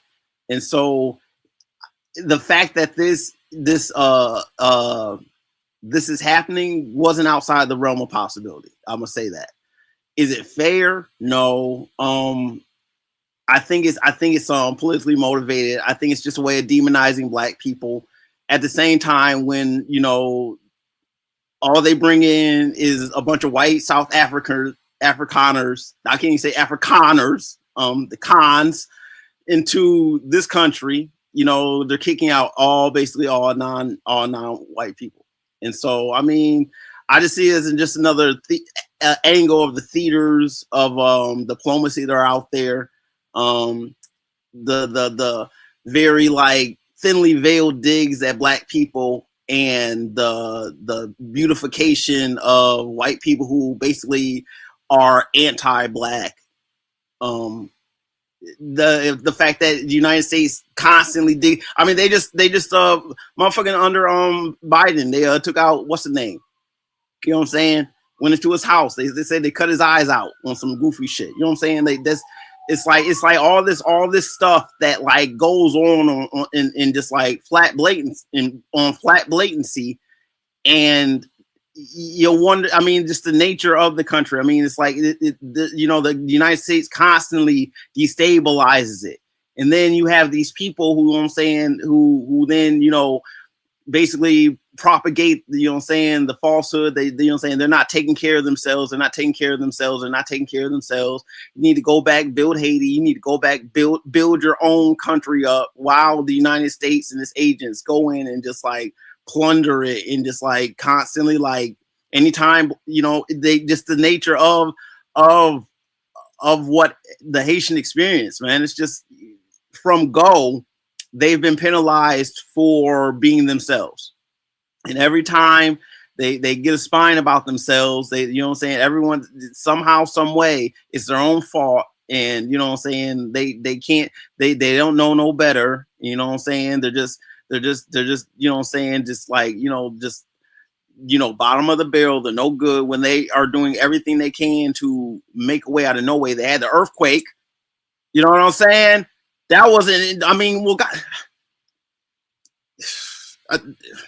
you know what I'm saying? Just that is incredibly stark and overlooked. Hundreds of thousands of people died in that earthquake. Hundreds of thousands of people died in that earthquake. It's unfathomable the loss of life, Just the sheer just.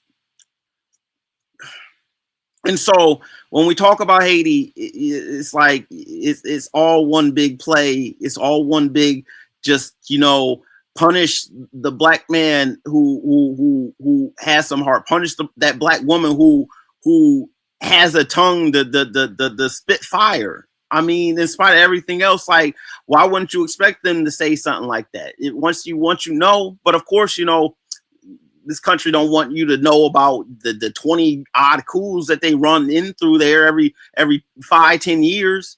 I mean, it's starting to become, it's like all we hear about is like Papa Doc and Aristide, and you know what I'm saying? It's such and such and such and such and such and such. And we hear this in our background our entire lives, and that's purposeful. I'm gonna pass the mic. Appreciate that, RBG. Yeah, that's why I wanted the U.S. Freedman guy to stick around, because he made that point of Haitians should stay in their country and build it up, and Black Americans should stay in theirs and build it up.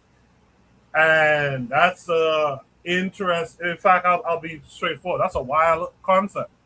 It's wild to sit up here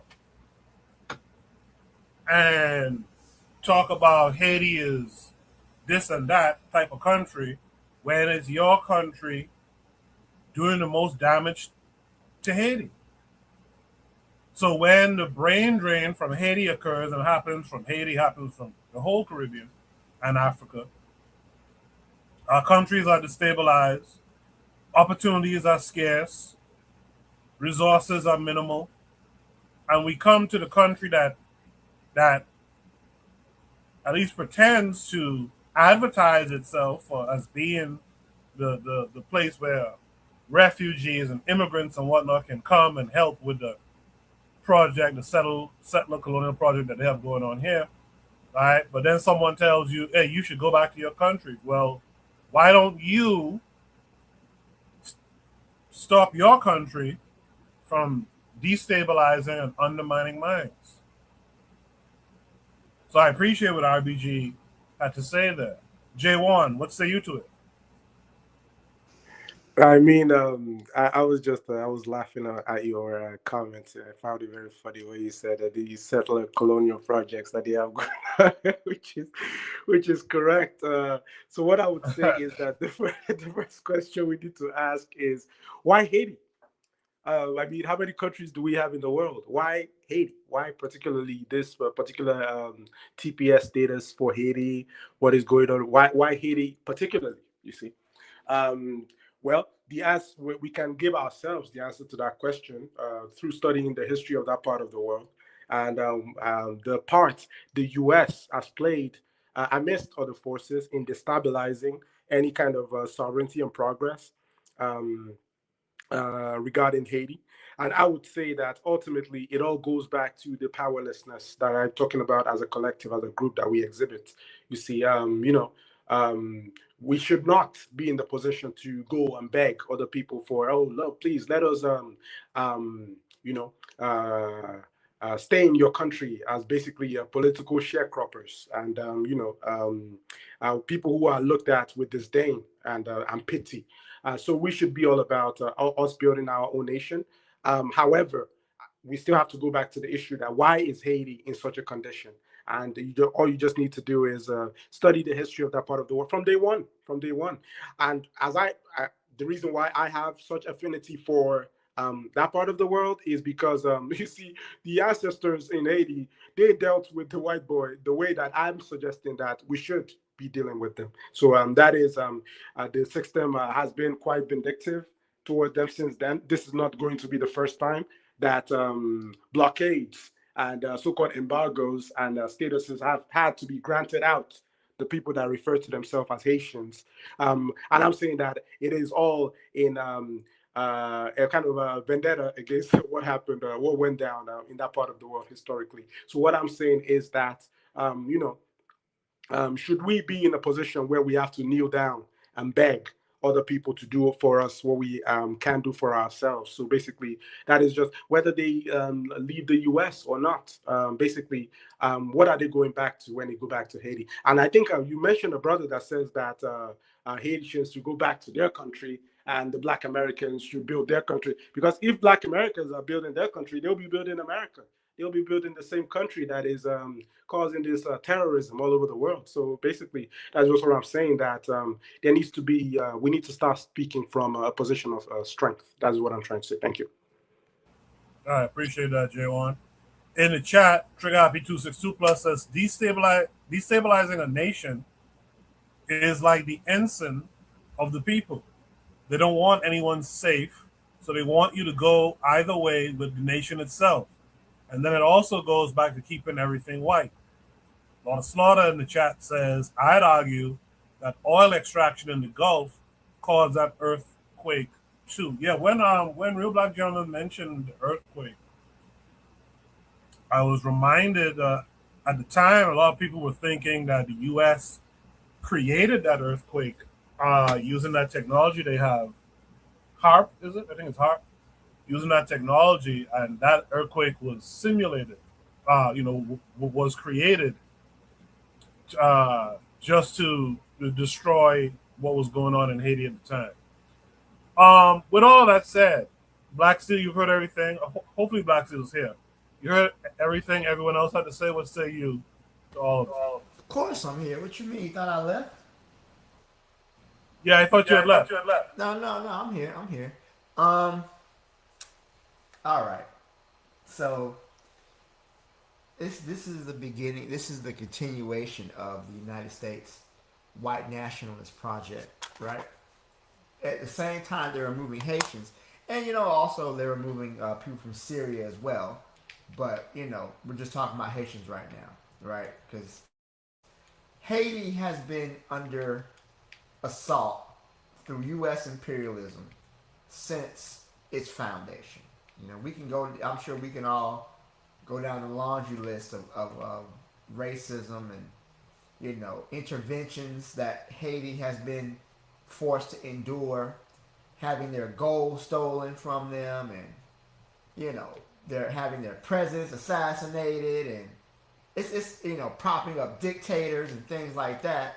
We can go down the list and talk about it, but it's just so interesting to me that and they came during the earthquake, and from what everyone's saying about the Haitian immigrants, they've been model citizens. They have been, they're getting their healthcare workers. I've had a few of them in my class, some of their kids in my class. They're the type of people who you would want to have.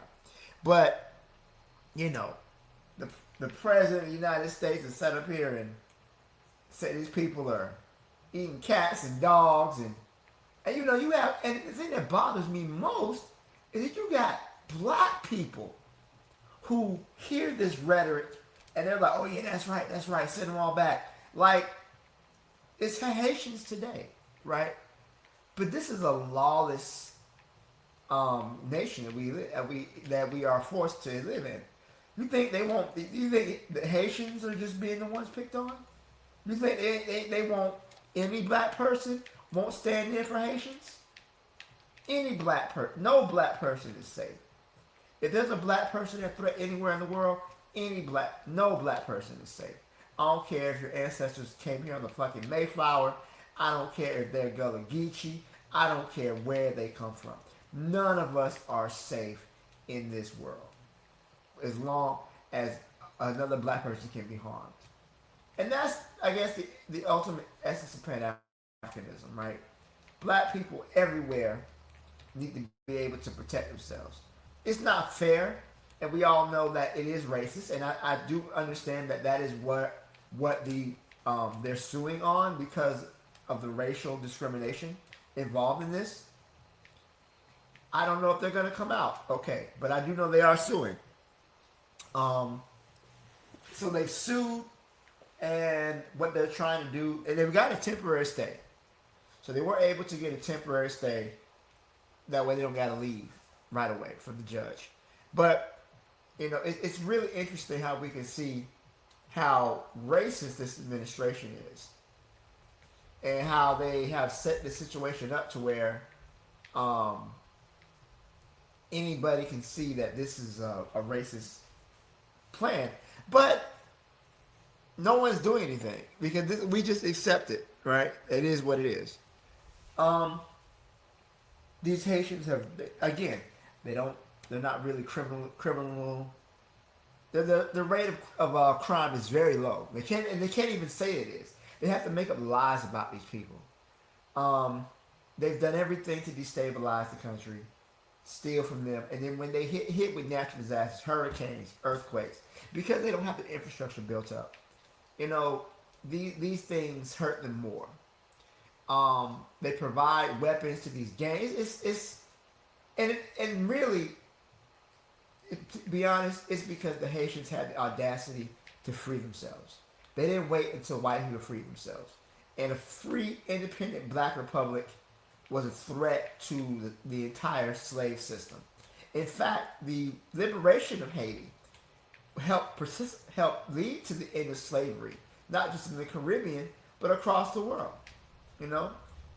It's something that we don't really talk about, the debt that we owe the Haitian people for their decision to strike for their liberty, strike for their freedom.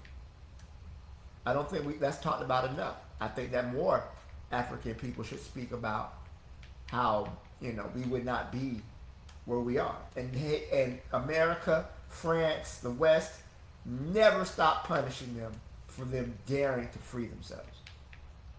It's very sad to see what's happening to the Haitian people. Very frustrating too. But this whole TPS removal is just another buildup of this white supremacist, white nationalist organization. These Republicans, their Project 2025, they want this to be a white nation. They want to remove or disenfranchise everybody. That's what the whole thing about birthright citizenship was about. It's about creating a two-tier level of citizens, right? We're citizens, you're not. Even though you were born here, you're still not a citizen. That's what this whole situation was about.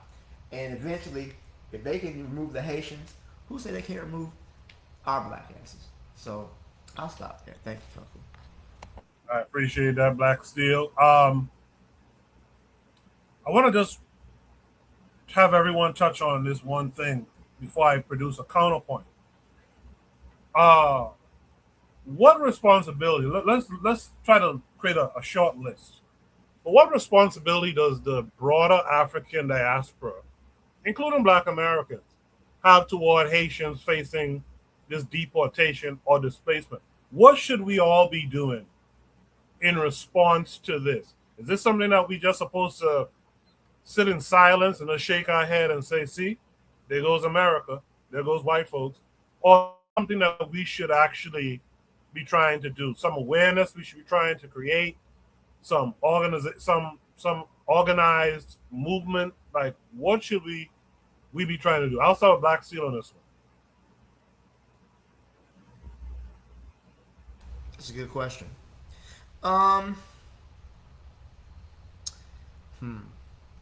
I think, first of all, in this white supremacist renaissance that we are enduring right now, I think that we all have a responsibility to one another, because we're all under the gun. We're all under attack, right?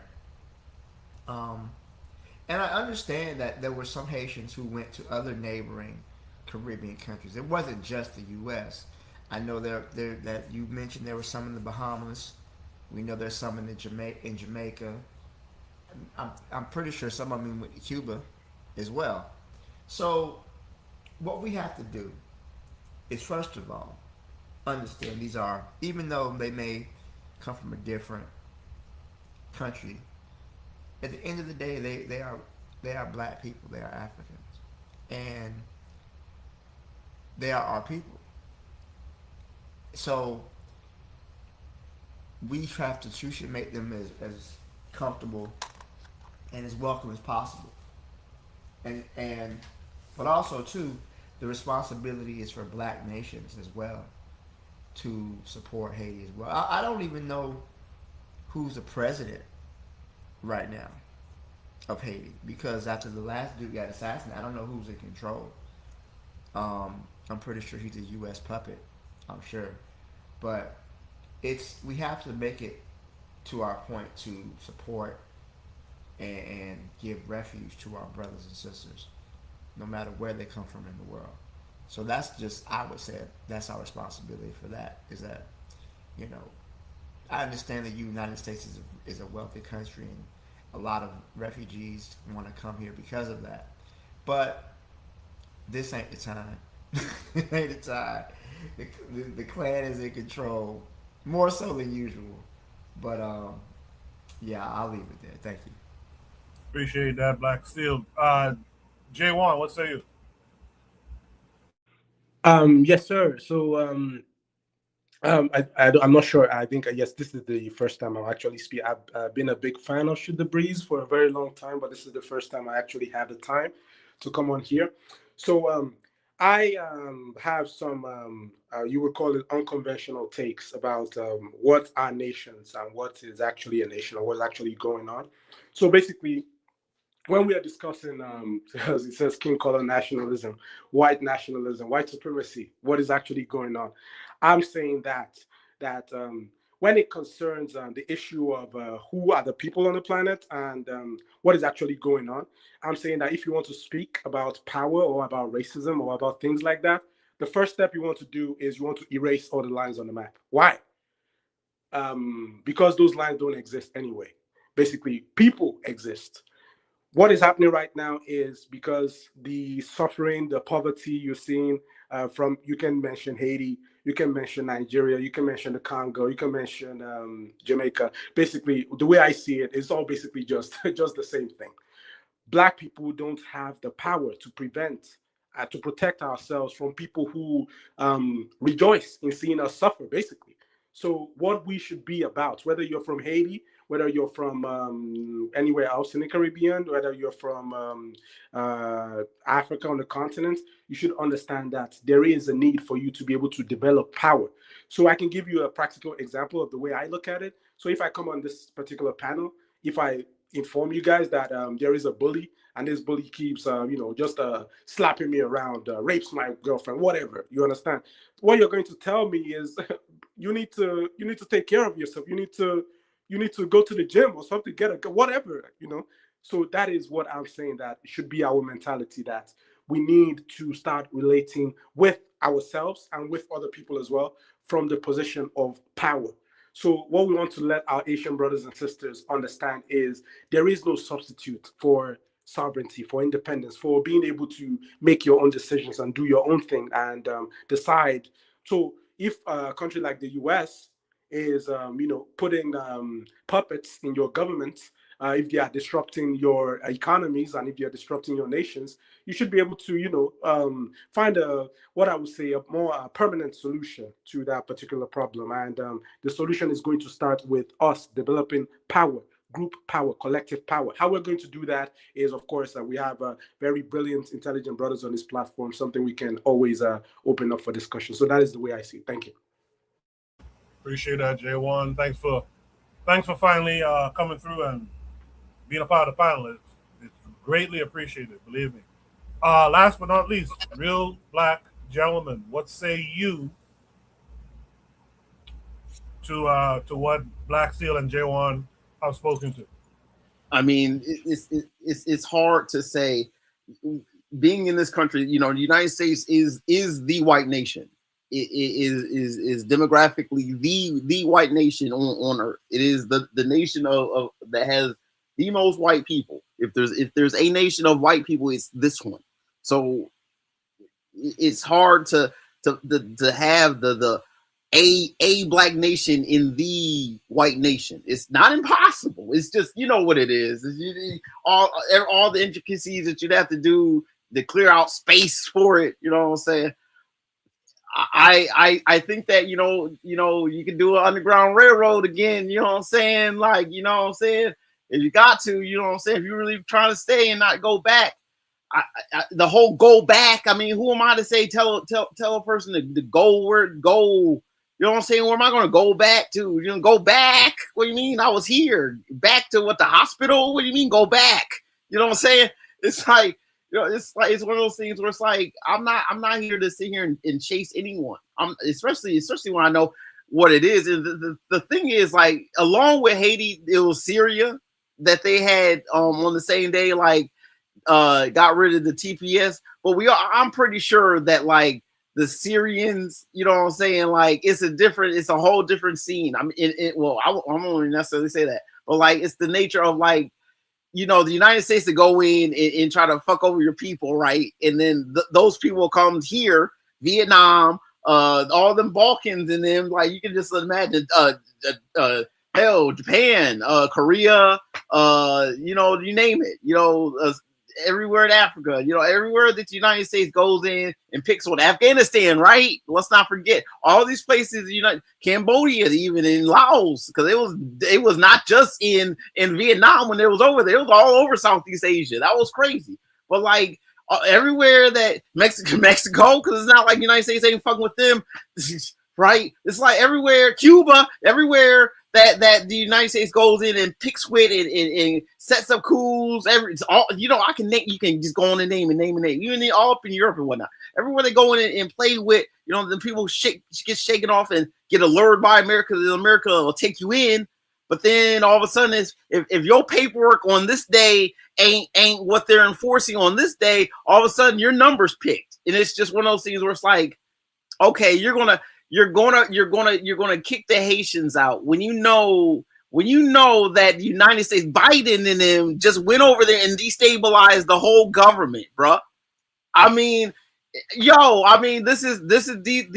the breaks, right? These are the breaks. These are the angles, right? So I'm just saying, it winds up being like, even the same thing with Syria. That's why Bashar is gone, right? It's like they went in and destabilized these peoples, and then it doesn't help to kind of do that to a people. It's mean spirited, to say the least, and I think it's very calculated to get a different response from different peoples. That's all I got to say. I really appreciate the conversation on this topic, man. Real good stuff. In the chat, Lotta says, I seen a video where they are drinking melanin now too. Wow. He says FBA is going to be the name of their elixir in the future. Kofi asks a question, when did Biden destabilize Haiti? So I'll throw it back to RBG and them in a second. But also Culture Education mentions that, yes, a lot of Haitians in there are a lot of Haitians in Eastern Cuba, responding to something that Black Steel said earlier. RBG, before we move on to the next topic, do you want to address when did Biden destabilize Haiti? Wasn't the last president knocked off by some U.S. mercenaries? I mean, that was during the Biden administration, right? I mean, motherfucking Blinken was up there talking about that shit. I think they were Colombian mercenaries, actually. Well, what? Colombian, but I think they probably, in the U.S., they probably were hired by them. Of course. Who has the money to have a whole soldier run up into a country with some kind of subterfuge, bruh? I mean, it takes money to do that shit, man. Of course, who's running a block on that whole sector of knocking over Haitian presidents, bro? Do you think the Colombian was like, we just feel like knocking over Haiti today? You know what I'm saying? You know, what's understood sometimes doesn't have to be spoken, right? Of course, the United States knocked over Haiti with the last coup attempt. I take that shit sight unseen.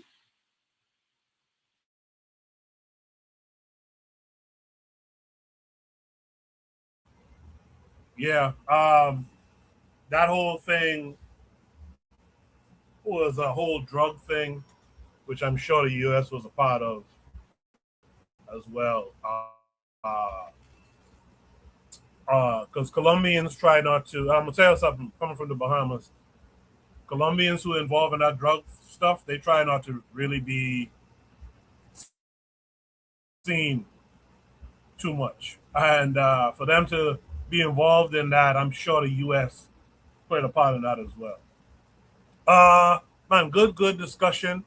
What I like about the discussion is it allowed us to be able to be critical. We were able to criticize the way governments treat vulnerable communities, but it also allows us to talk about what's the standards that we apply to the way Black people treat one another. As we go to Shooter Breeze topic number 4, we want to continue that thought in an interesting topic title. Shooter Breeze topic number 4 says, maybe Black folks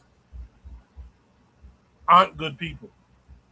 Maybe Black folks aren't quote unquote good people. By the way, if you're here and you like the conversation so far, man, let the people on the panel know. Drop a fire emoji, 1 through 5, to show how much you like the conversation. Drop a fire emoji. Let the people know on the panel if you are and how much you are enjoying the conversation that we're having here tonight. Again, Shooter Breeze topic number 4. Maybe Black folks aren't quote unquote good people. This comes with a link that takes us to YouTube again. Oh no, sorry, it doesn't take us to YouTube. I think it's the wrong one. Hold on a second, let me make sure. Yeah, it takes us to Instagram. Sorry. Make sure you guys can see my screen. Kofi gave us 5 fires. Trigger Happy gave us 2. I'd like to hear from the rest of you guys. I got to share this again. Audio dropped. Sorry about this.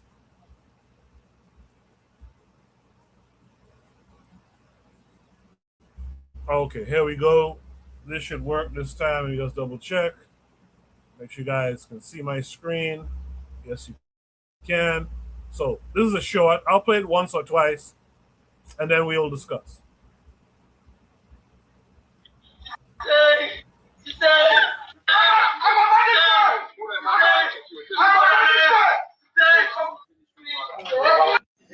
Every time I make a post about some subservient shit that Black people do to white people, you see Black people in my comments, Black Americans, Africans, Caribbeans, you see them in my comments. Oh, Black people, we're different. We don't have hate in our heart. We're good people. We're not good people. The true measure of who we are is how we treat each other. You see what he just did? He just burnt that kid for stealing wood. Wood. He burnt. Go back and see the final few frames. The boy was lit on fire. That is exactly the same thing that we would do to every other race if we had the capability. The only reason we don't do it is because we're weak. And instead of acknowledging that we're weak, we're over here lying to ourselves. Well, we're nice. No, we're not nice. The true measure of who we are is how we treat each other. Look how we treat each other in Africa. America, did you know that in America, before a doctor gets sent to war in the military, they have to go spend some time in a emergency room in a Black community? Because the type of injuries they will see in the hospital in the Black community mirrors the type of injuries they will see when they go to war. We do war level brutality on each other in our neighborhoods, but we will come out. Meanwhile, George Zimmerman is still walking around. Rick Chow is still walking. We lack the ability to do anything to anyone because we are weak. The first step of fixing a problem is acknowledging that there is a problem. And if we collect, the problem is Black men. You heard the saying, when you get knocked down, you stand up, or whatever. Knocked down 5 times, stood up 6 times. The problem with us as Black men, African men, Caribbean men is we got knocked the fuck down. And instead of dusting ourselves, getting up to pick up and continue where we left off, we decided to lay down on the ground, talk about, oh, I was planning on laying down the whole time. No, we got knocked the fuck down, and we're too weak to stand up.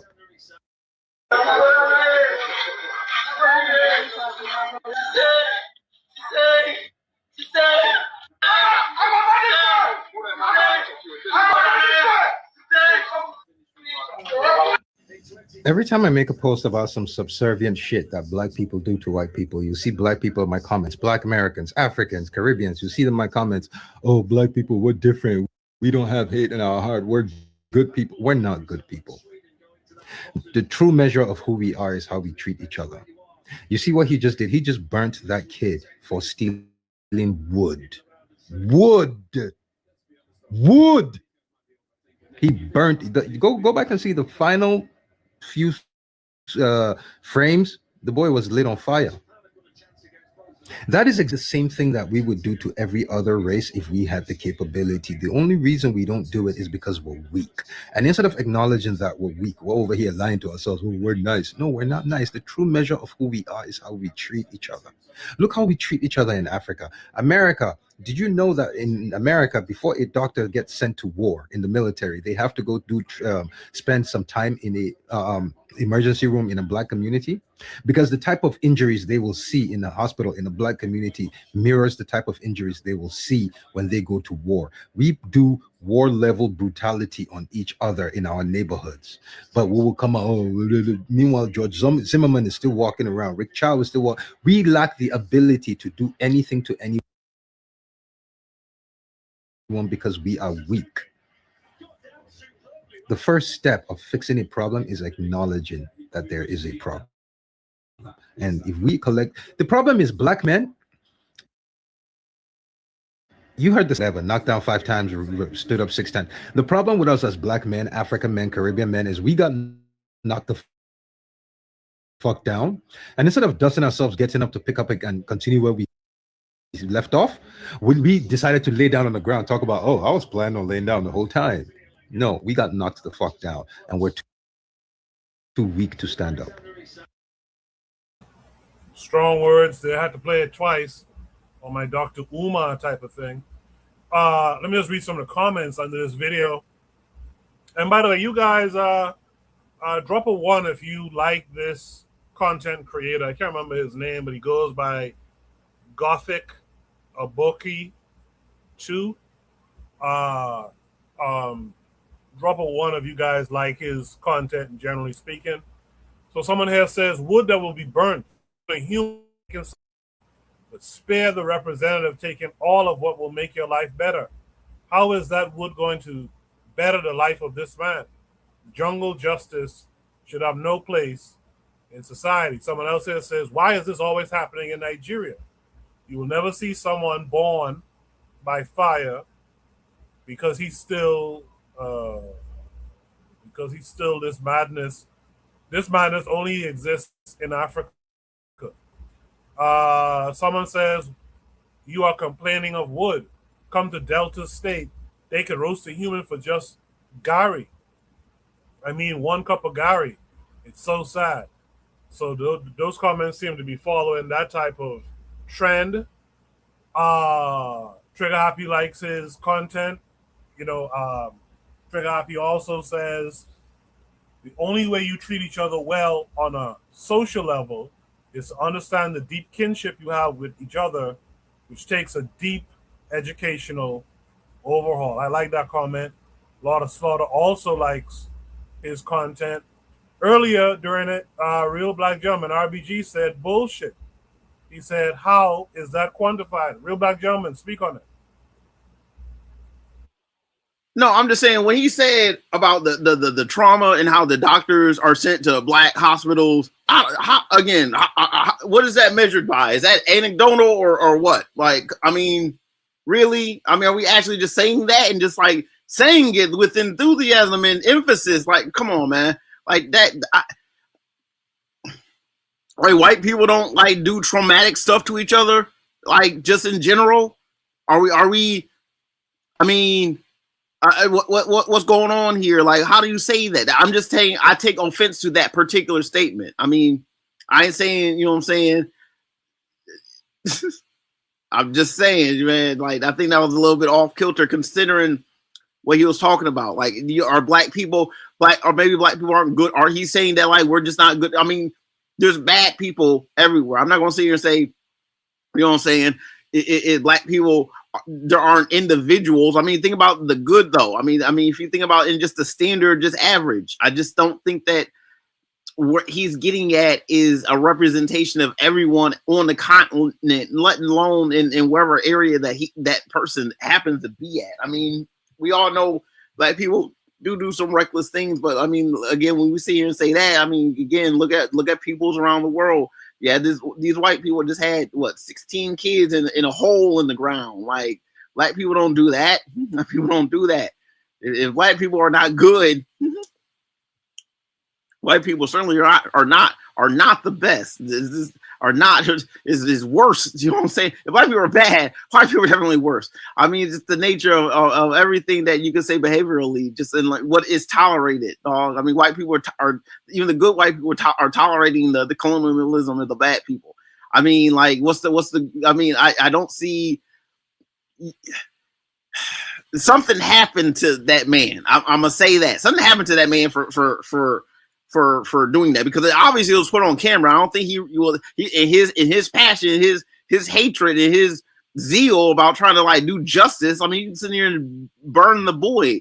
Who's to say is the boy still alive? You say burnt because you saw the shit was on fire. They even blurred it out. You know what I'm saying? Put the pixels on it. You know what I'm saying? Is that boy still alive? Because I mean, all of them clothes went up. I mean, he put fuel and whatnot on them. That's gross. That's the wrong thing, the wrong answer for theft. You can't sit up here and start chopping off hands and feet because of theft. I mean, the Congolese and the fucking Belgians, you know, showing us like how, you know, this it's absurd to like, you can't be crust of a bread like type threat, like theft. There was someone's trying to get an apple real quick. Yeah, that is kind of wild. But at the same time, when people don't have much, honestly, a compulsion to take from other people does have to be curtailed. You can't just take just because you rationalize it's not that much.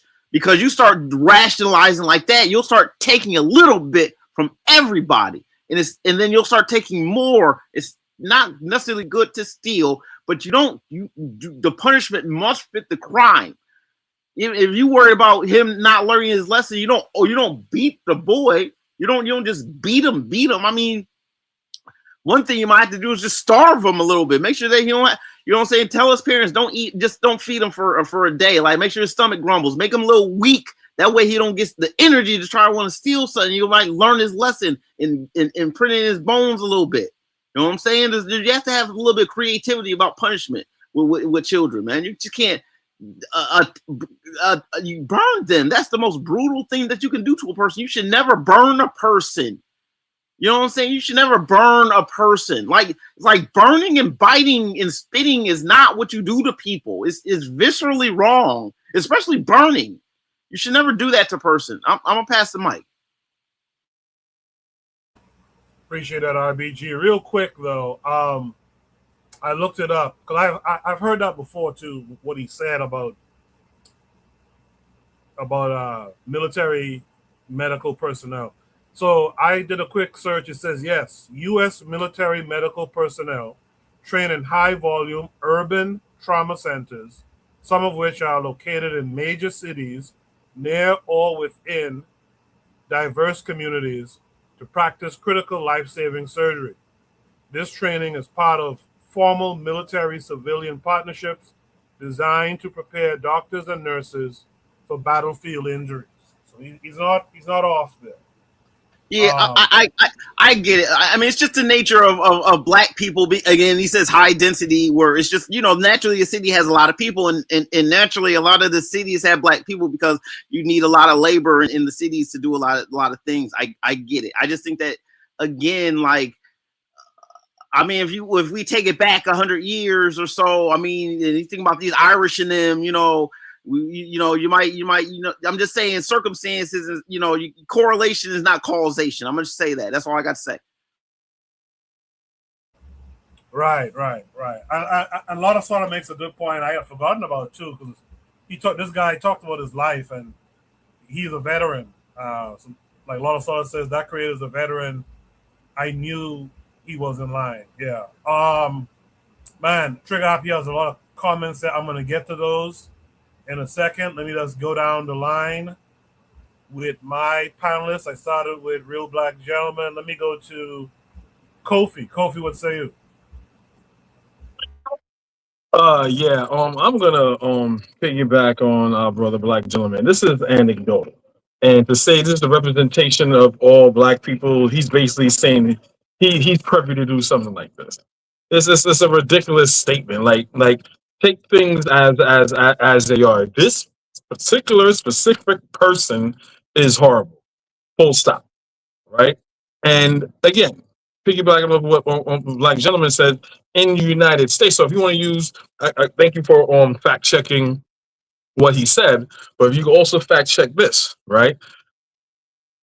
White people are the only, since we're the worst of the worst, according to him. I think he's doing this for sensationalism because he is this content creator. He is pro black, so I think he's just doing it to just get clicks. But let's go off of what he's saying here in these United States of America, right? Since Black people are so horrible, right? The people that have the highest concentration of child molestation and pedophilia are white people, not Black people. Most school shooters, right? White people. There's a lot of crime that white people are the kings and the champions of that Black people don't even touch. So he's using all that anecdotal, um, um, um, um, um, this as a standard, like no, right? And when he's burning him, so I bet you, I don't know what his religious convictions are or lack thereof. I don't know, but when I saw this, you have a lot of people that are Christian, that are Muslim, right? And they say, "Oh, this is horrible. This is horrific." Yeah, but your God and your deity and your Bible and your Quran condones this. So when I heard this story, it reminds me of when the person there was a person on the Sabbath. He went out collecting sticks. He went out of town collecting sticks. And when the people, they didn't say why he was collecting sticks. It's the same thing. He said this boy was getting wood. They didn't say why he was getting the wood. The Bible says it didn't say why this person was getting wood, what the purpose is. So it was like the Bronze Age. So they probably needed it for cooking or for warmth for fire, right? Most likely that's what we needed it for. So they say because you're picking up sticks on the Sabbath, and the Sabbath is a day to be holy where you're not supposed to work, what do they do to that person? They stoned them. Stoned them to death. So it's like it's a lot of it's a lot of hypocrisy. He's doing the same thing here. So people go like, oh my gosh, and clench their pearls like this is horrible, this is wicked. I'm pretty sure these people are Muslim or Christians, and when they read that verse on keeping the Sabbath day holy, they don't clutch their pearls. They go, yeah. So, like, he could miss me with all that. I'm not even really gonna spend too much time on this because it's ridiculous. This is horrific. Most likely, the person got caught, but this is a bad example to use as a standard of all Black people, knowing that white people are way worse. I appreciate that, Kofi. I'm just going to read this comment from Trigger Happy and Lot of Slaughter. Trigger Happy says, I think the point is not about whether we are bad or not. We don't really treat each other the best. We treat each other good in Windows. What? We treat each other good in Windows, but not consistently. Lot of Slaughter adds, he's asking the question. It's not about comparison. Just like George Zimmerman is cruising around Florida, and how many brothers got buried this week? We don't take action against anyone but us. So, Kofi, what say you to that before I move on to the next panelist? I'm terribly sorry. I missed the question. Repeat it again. I just read those two comments. My question was, what are your comments to those two comments? I'm sorry, brother. My son came in and distracted me, and I did not hear that. If you don't want to go over it, I totally understand. I'm sorry. Oh no, I got it. It's Trigger said in the chat. I think the point is not about whether we are bad or not. We don't really treat each other the best. We treat each other good in Windows, but not consistently. Lot of Slaughter adds, he's asking the question, talking about the guy in the video. He's asking the question. It's not about comparison. Just like George Zimmerman is cruising around Florida, and how many brothers got buried this week? We don't take action against anyone but us. So I'm asking Kofi now, what are your comments to those two comments from the chat? So the first one would be like, yeah, we don't treat each other the best. So I would ask Sugar Happy, what people treat each other the best? What people as groups of people we can inspire to be, since we're so horrific, since we're horrible, since we're inherently just wicked. So my question to you, what would be the group of people that we need to emulate? So there's that. So brother Lord of Slaughter, the brother's right. The brother's right when it comes to that, and we have touched on that many a times. And yes, when it comes to that, there is a cowardness there. And I like the analogy that our brother here did. He said, we get knocked down, and we say, "Man, I was gonna sit here anyway, man. I was tired." you know. But yeah, we spoke about that many times, and yeah, that does show sense of weakness. They are people. So you have your Chris Dorner.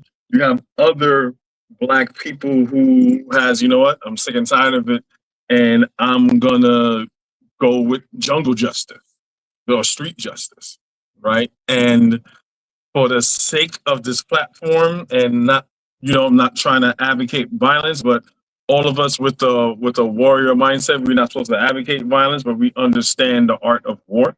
We understand. We learned this from we were children. You know what I'm saying? If someone's bullying you, you gotta fight back. And if a group of people or a person knows that they could get away with doing certain things to you and there's no consequences to pay, they're going to keep doing it. You got your Carmelo Anthony's, and you have many other examples, and it's not going to stop. So in that aspect, I do agree, Lola Stoller. Yeah, we are weak in that way. Trigger Happy in the chat also adds, we can inspire to be like our ancestors. LOL. I don't believe in the white man's anthropology that everyone is inherently tribalistic. That is their reality. They project it. He says, we treat each other much better in the past than under a white-controlled world. Not to say there were not instances of disagreement, but definitely forms of collaboration. Lastly, Trigger Happy says, white people will always fight each other because that's been their history since inception. Their culture is inherently a war culture that is rather unhealthy. Not to say our ancestors did not do war. Lord of Slaughter adds, our hitters don't hit for us. Now that's the comment of the night, I think. Our hitters don't hit for us. They hit against us. So Jay, real quick. yeah. No, real quick. So basically, what Trigger Happy is saying is pretty much undermining what the brother here is saying. He says you need to emulate our ancestors, and I totally agree that, but that would be black people, what this guy is trying to demonize. He didn't say modern black people, or he didn't say what time period. He just used a general broad term, right? So I will have to push back on that and say no. Again, we all had, all people have conflicts, but yes, Trigger Happy is that white people do have a warrior's culture due to the environment that they live in, where they have to tend to their barbaric, Neanderthalic, savage ways of doing it versus us. And that's a little bit of our problem too. But I think a very interesting, I kind of want to know everyone's opinion. I'm not even going to say this dude's name, a Nigerian dude. He has a YouTube channel here, and he says something that I found very thought-provoking, upsetting, but it also exposes how ignorant he is. So he's saying Africans are usually the reason why they lost, they're docile, a little bit lazy, and may not be innovative, is because they had everything at their feet. They're in Africa. They don't have to go hungry. They could go hunting. They could go fishing, and they could go foraging. So because everything is so easy for them, that there's nothing. He had this the Darwinian survival of the fittest mentality, versus the white man. He couldn't do all that, so it forced him to to be thought provoking. And I know how ignorant that is, but I'm kind of wondering, do people share that, kind of piggyback in on this, if what this brother is saying is true? I wonder how people feel about that.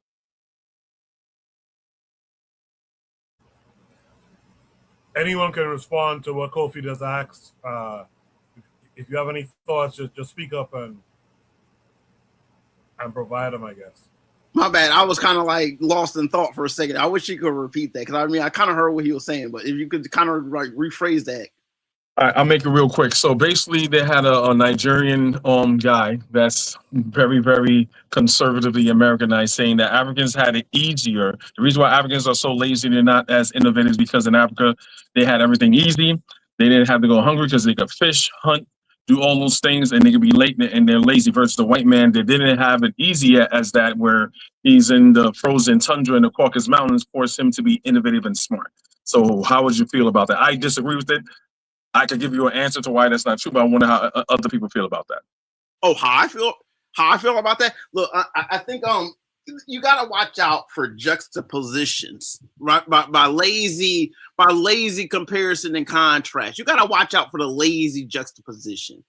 Trying to like put characteristics on things and trying to set them side by side to get a contrast on things that really isn't really what it actually may represent.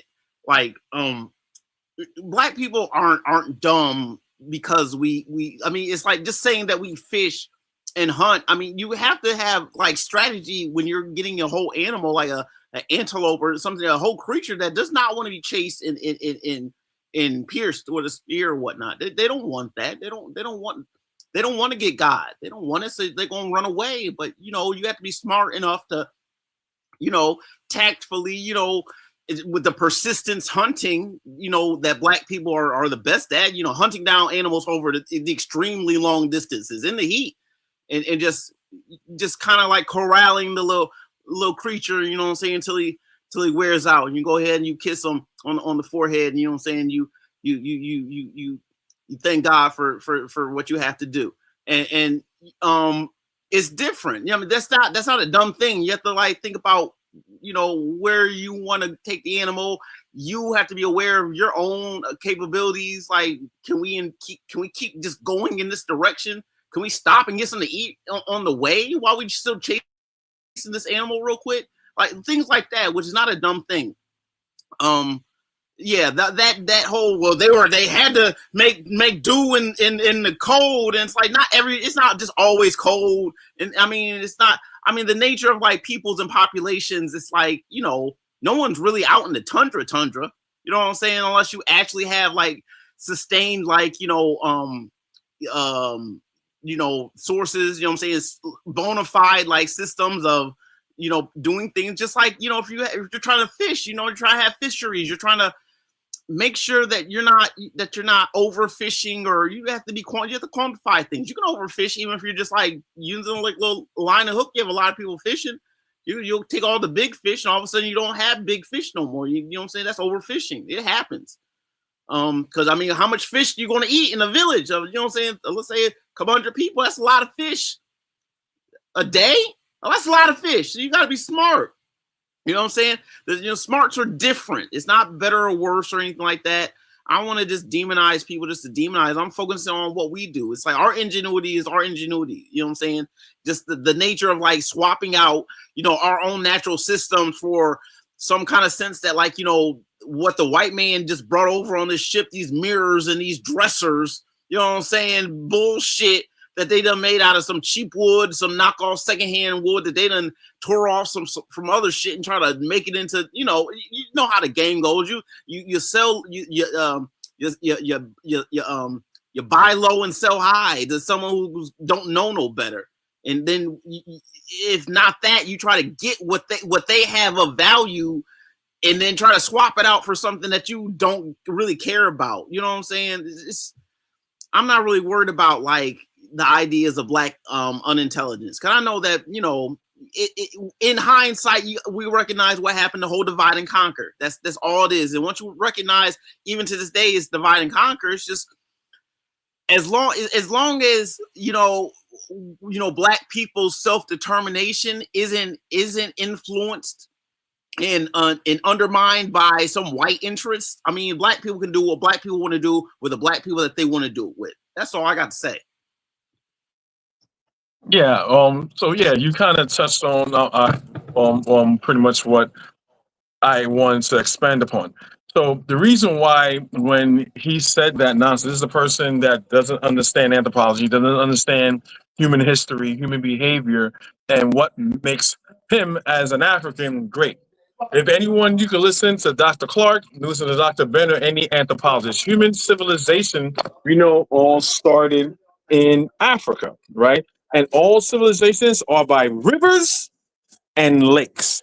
So once you don't have to worry about where I'm going to eat, where I'm going to sleep, things like that, and you're able to take care of those needs. All you have is time to sit, think, ponder, look at the skies, understand how the stars work. If anyone understand, get my little new to grass types. If you understand astronomy, even astrology or whatever, you understand there's ages, right? We're the ones that developed this, that started out the sciences, right? White people can't do that because number one, for our African brothers here, we know that Africa has seasons. You have dry season, you have rainy season.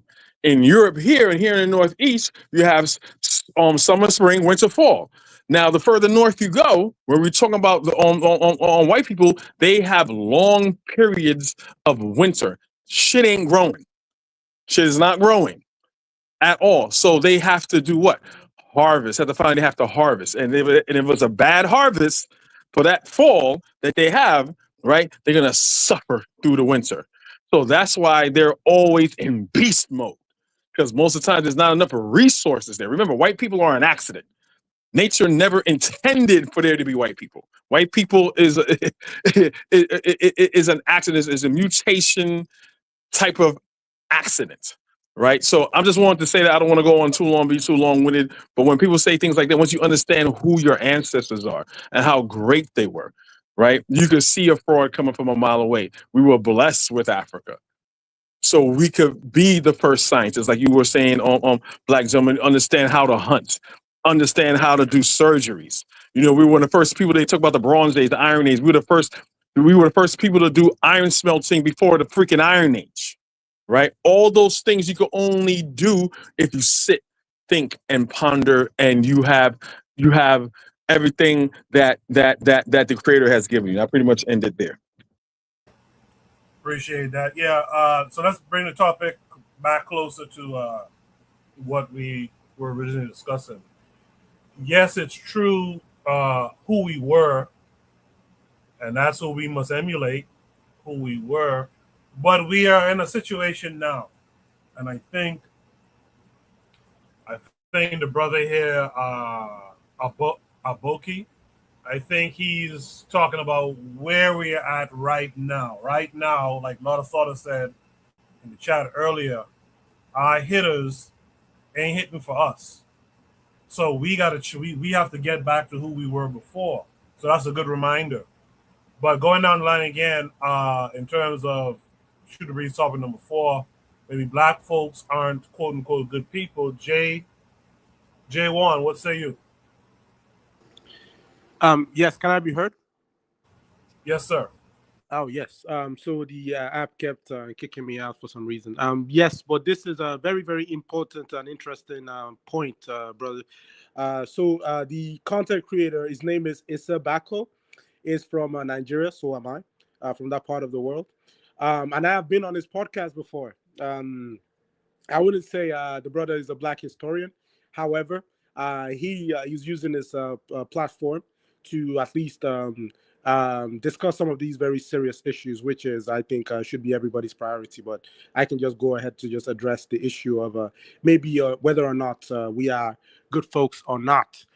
So basically, one of the points I want to start with is the psychology of oppression. I think it was Fanon that was talking about that, about how people who are oppressed, what we have noticed studying the psychology of oppressed people, of people who have been oppressed, enslaved, is the tendency to be able to turn that anger inwards. And of course, the reason why the video you played about things like jungle justice coming from that part of the world, it is not new. It's not new.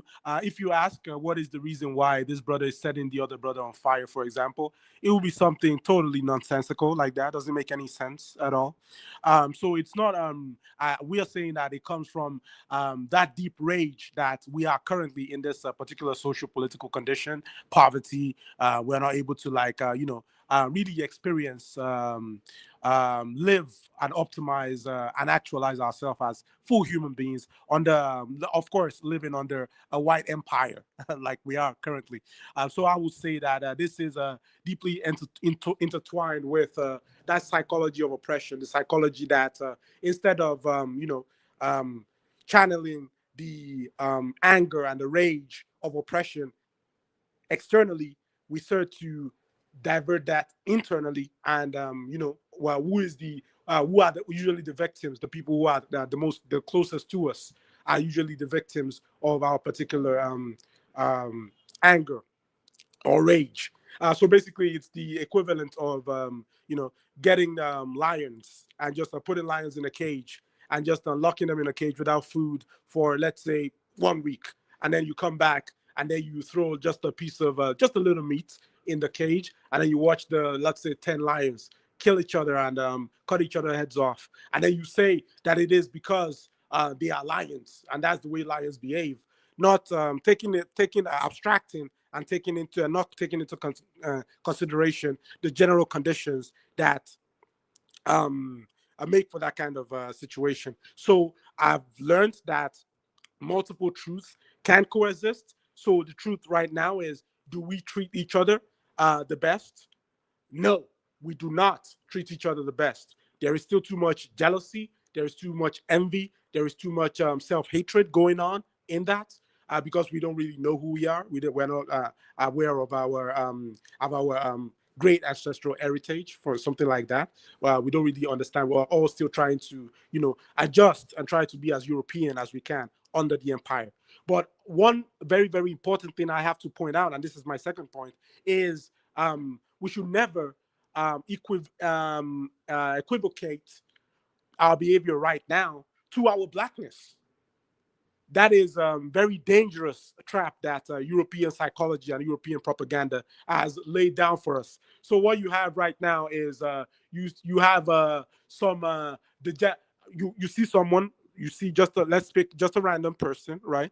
Clearly a degenerate, clearly incompetent, clearly suffering from some psychological problems, you see.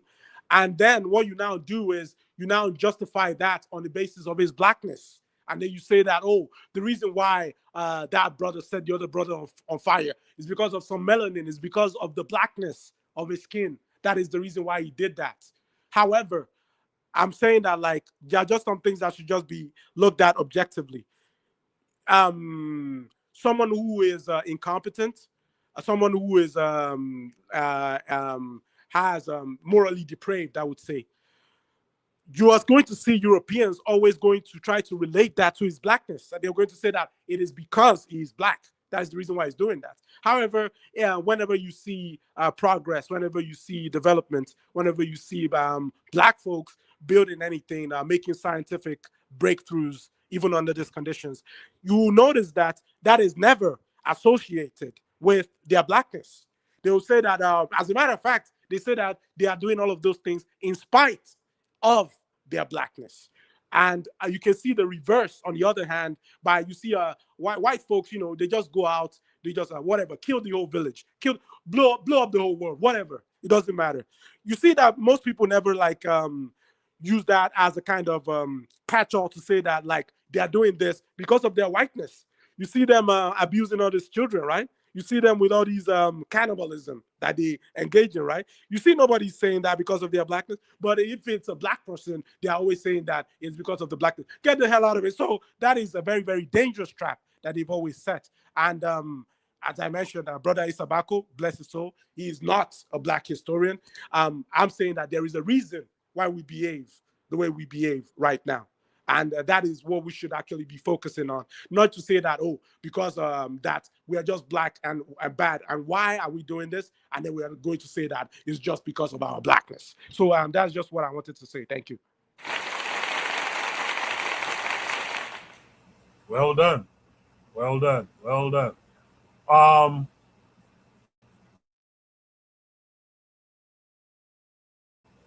in the chat, Trigapi says, or they actually attribute it to their whiteness. Like a black athlete playing for Europe. They are good because of European technology and not their inherent black Exactly. talent. Yes. In spite of their The- blackness. Right. Good stuff. Good stuff from you and from Trigapi and from everyone so far with this topic. That leads me to Black Steel. Black Steel, you've heard everything everyone else had to say. What say you?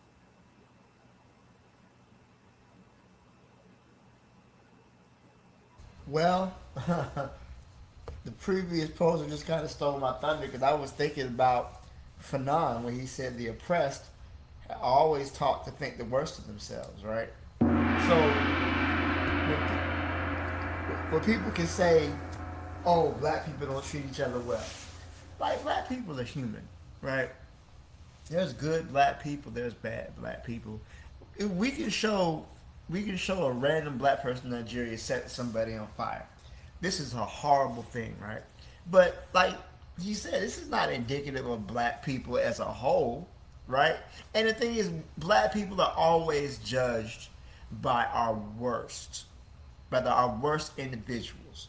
But we're never. But other races get judged by their best. So we all know who's leading the child corn collections and the school shootings and the animal abuse, all of that stuff. Who's in charge of that?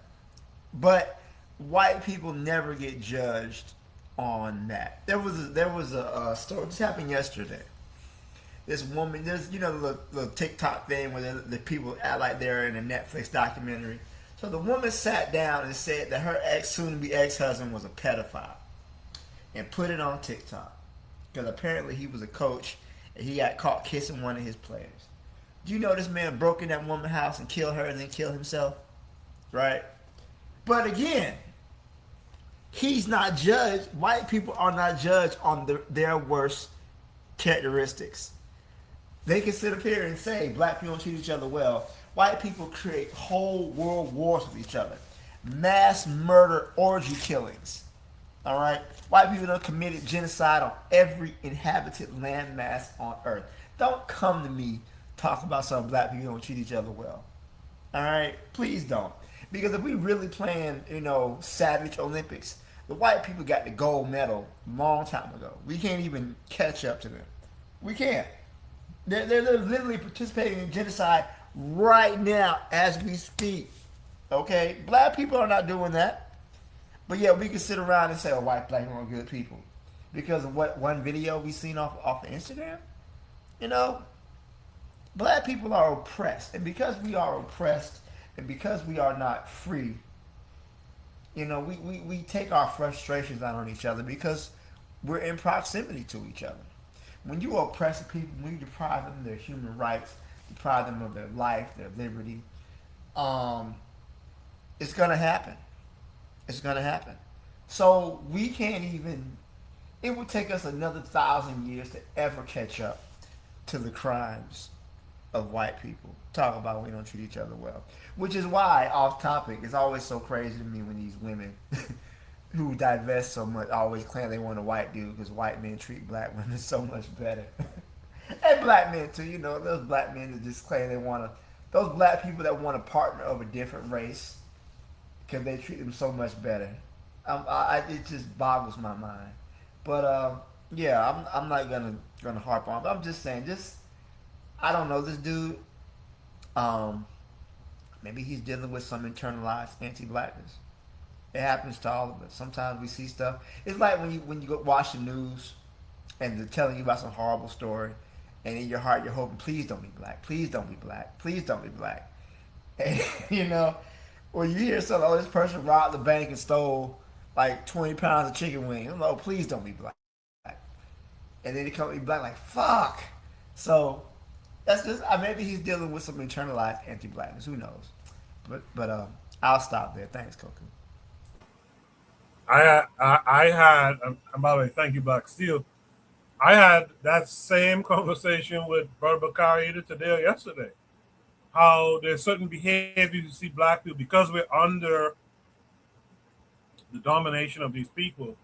There's certain behaviors you see black people doing. You're shocked. You're like, really? A black guy was a sniper in D.C. A black guy was in charge of a pedophile. It's like it's wild. Yeah. So please don't be black.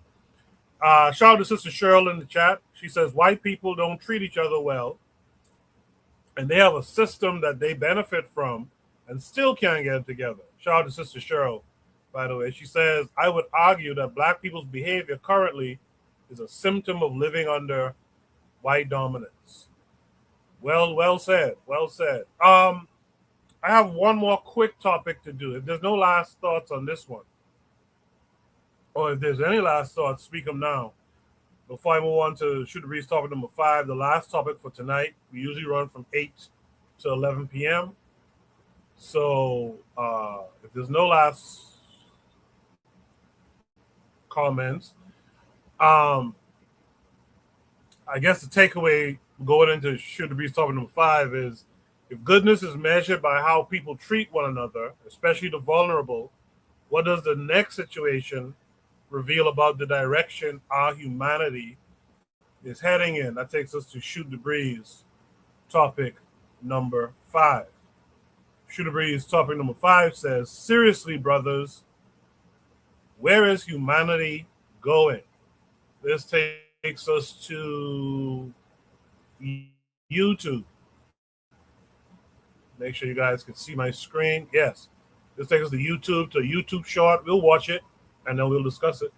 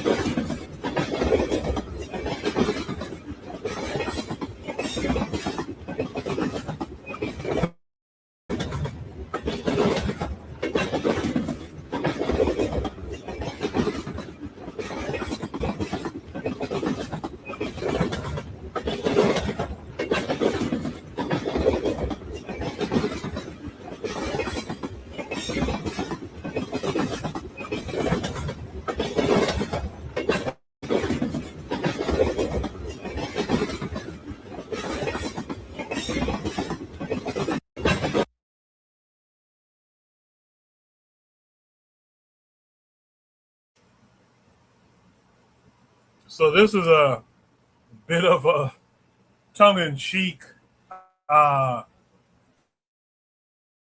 video of crazy shit that you might see on the train in New York City. Things like people having a full dinner, knife and fork, eating, carving up turkeys and eating them. Things like people being dog walks, like human dogs, a rat eating out of the mouth of a sleeping person on the platform. That's crazy stuff. So, should the breeze topic number 5 deals with are people becoming less compassionate, or has social media simply made humanity's worst behaviors more visible? So some of these are like pretty piss poor behaviors. Are we less compassionate towards it, or it's just that it's all visible now, so we see everything that's going on? I'm just gonna go down the line with it. Kofi, what say you? You're a New Yorker. What say you to what you just saw?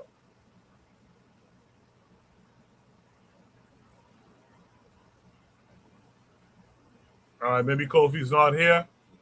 Real black gentleman, what say you? Now, this is funny.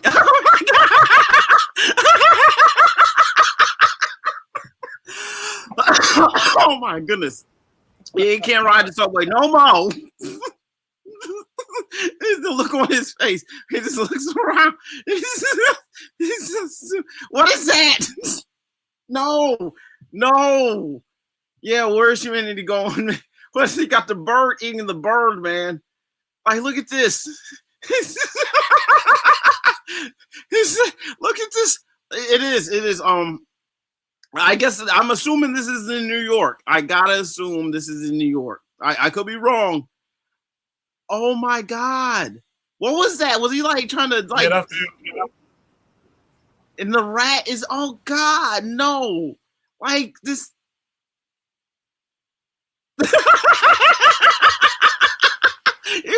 See, this is what is they picking through the trash? Oh God. Like, yeah, the door. Just, yeah. I mean, that just goes to show you, like, you got to make sure your infrastructure is good. I mean, you can't have bridges and rail lines and stuff falling apart. This is crazy. Yeah, like, you never know who's going to be on the subway. I mean, it is what it is. I mean, it's how everyone gets around in the city, and everyone means everyone, and you come. Oh my God. And you take it as it. Oh my God! You take it as it comes. I guess. I mean, people have varied. I mean, I know this isn't everyone, but yeah, it clearly happens enough that people. That's crazy. That's the one. Like, what? Oh no! No, I know what it. Oh God! I'm done. I'm done. Done.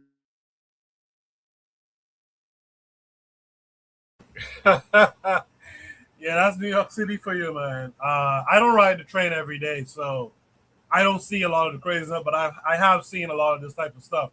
You know what's funny about this video?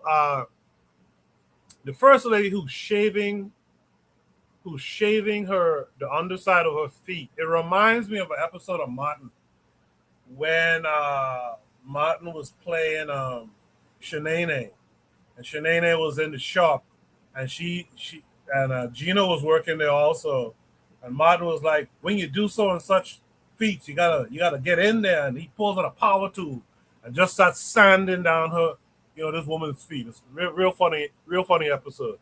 J1, what do you see here? What say you? Oh my God, I can't get over the dog that just opened his mouth.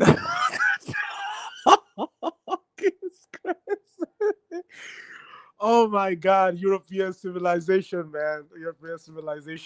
So, white civilization, that is what I just have to say. Basically, you can see the same level of madness going on over where I live as well, north of the United States border. Basically, you get into the TTC here, what we call the TTC, the public transport, and you see just so a homeless person, whatever, just bring out a bowl of cocaine, just on the train, just right there, or it could be cocaine, it could be crack, it could be anything, just right there in the middle of the train. Start like balling up his cocaine, start cutting up his cocaine, start blowing the crack right there. So like It is totally degenerate. It is totally backward. Basically, I put the blame totally on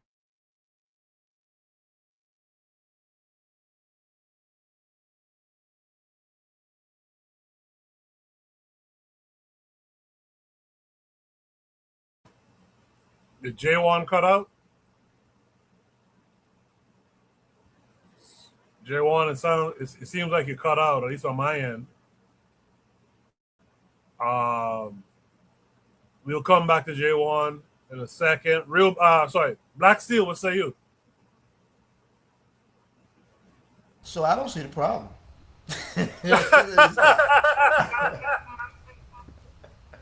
I don't let me stop. Let me stop, man. I mean, you know, when you got people living on top of each other like that, when you got a parts crowded where city the like so that. what I'm saying is that Oh, go ahead. Yeah. hello. Yeah, bro, you cut out for a second, but go ahead. Oh yes, I think I had a call. Yeah, so basically, when you look out your window right now, if you're living in America, if you're living in Canada, wherever you're living, if you look out the window, you still see like a semblance of normalcy, right? Even with and I'm saying that with regards to this a video like this, you still see like the cars are still but when you go to some parts of the world right now, things are totally in chaos. Things are totally out of order. Things are basically upside down, literally, in those parts of the world. So this is what, and so this is I always laugh anytime I see some of these white boys bragging about their so-called civilization and progress. And I'm asking that the way I measure civilization is the human relations, as in the way we relate with one another. And based on what I've seen, and I don't think there is the relationship between humans can degenerate to the level they are at right now.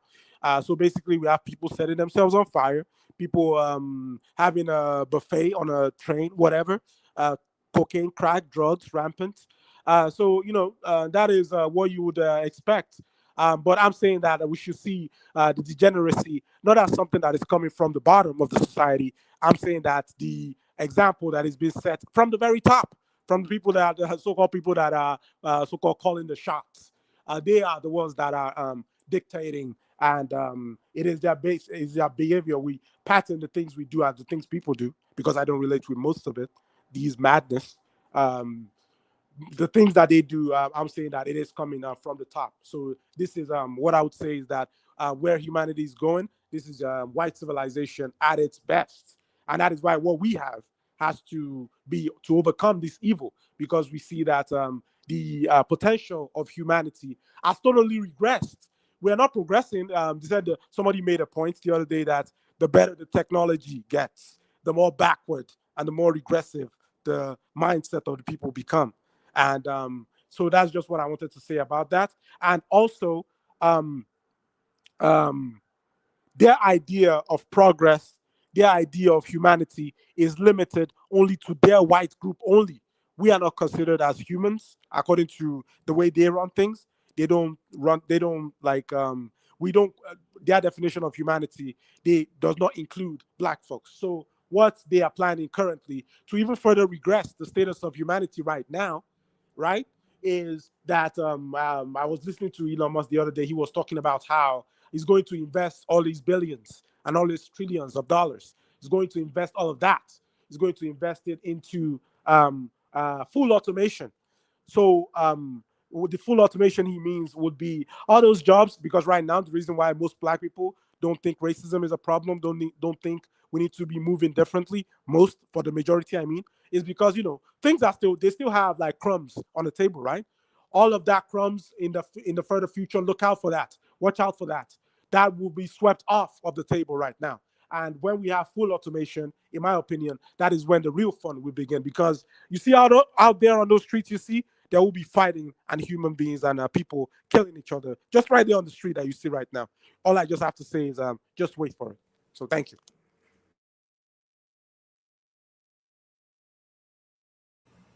Appreciate that, J1.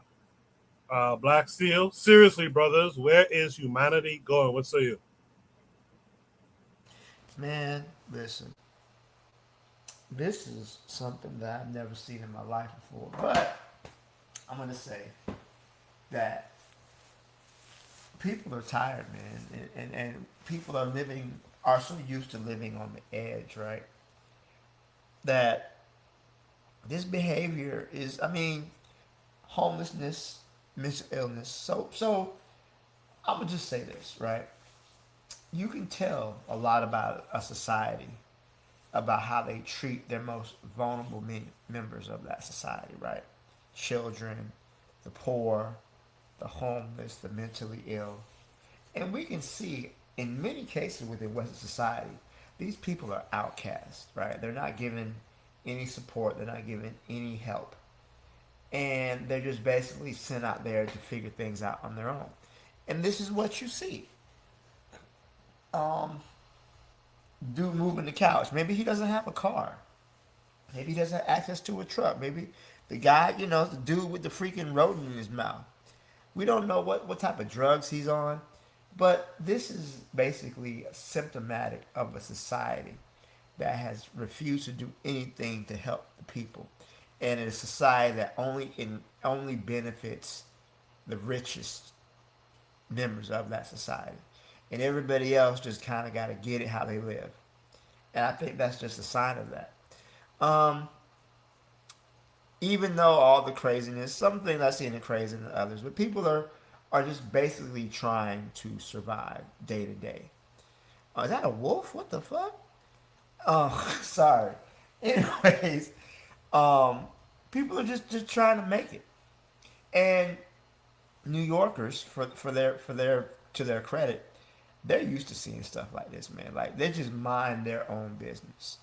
I can't imagine something like this happening on the Marta in Atlanta. People would probably be up and on. But New Yorkers are just like, hey man, you don't know how crazy that person is. I'm gonna mind my business. You mind your business.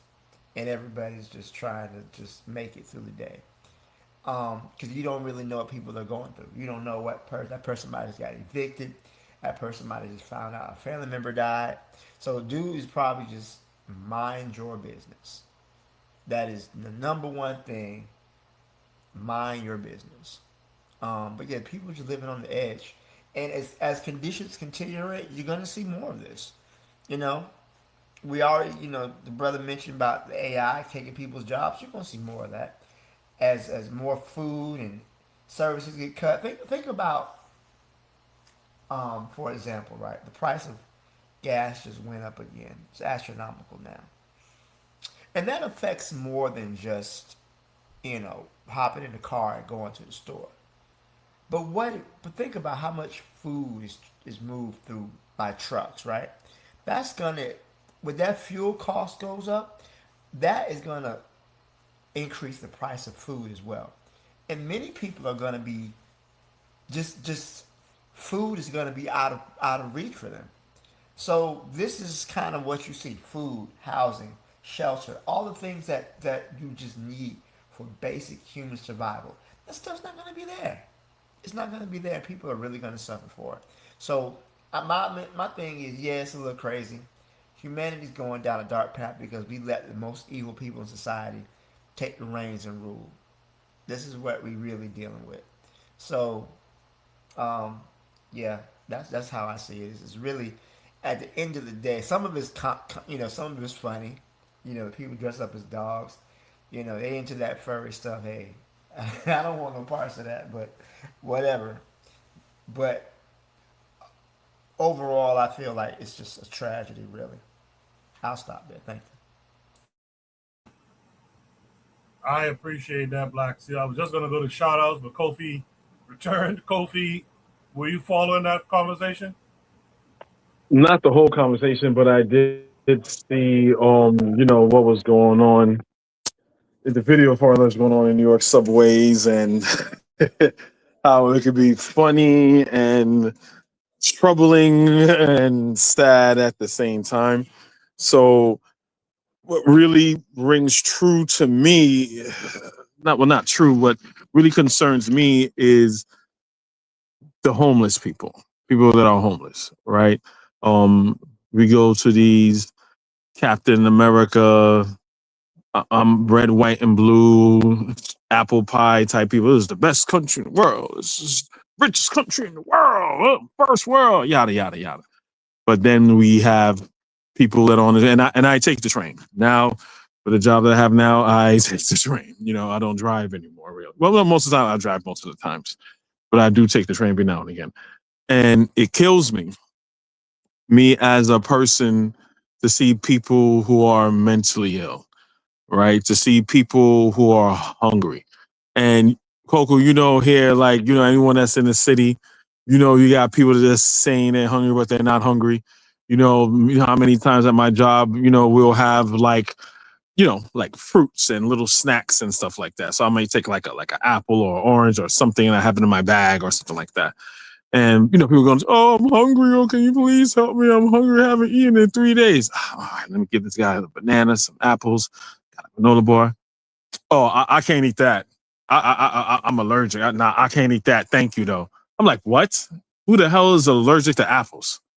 Who's, you know what I'm saying? Like, these people are, you know, but this country, as rich as it is, there's no money in helping people. There's no money in helping people, no matter how rich they are or anything. They have no money. There's no business in helping people. So it's being in New York. It's a treat. It's a treat. You see all types of things. And like one time they had this old lady, and she was obviously, she looked home. She was going through it, and I said, "Hey, can I help you or whatever?" She's, "Get away from me! Sorry, screaming. People, I'm 6'3". I'm like 6'3", 6'4". And this old lady, like, oh God, let me walk away. People think I'm doing something to her. You know what I'm saying? Mentally ill. And it's just sad in this country is that, we have to leave it up to like Catholic charities and nonprofit organizations in order to help these people. So I don't know if Coco, if like when you go on the train, they have this organization where they go on the train with bags of food, and they say, "Hey, anyone's hungry, you don't have to be homeless to be hungry. Hunger is something that affects everybody. It affects the working poor, yada yada yada. I have food here. It's free," and they ask for a donation for like a penny to a nickel or a dime to help funding it. You know what I'm saying? I always give those people. I always give to those people.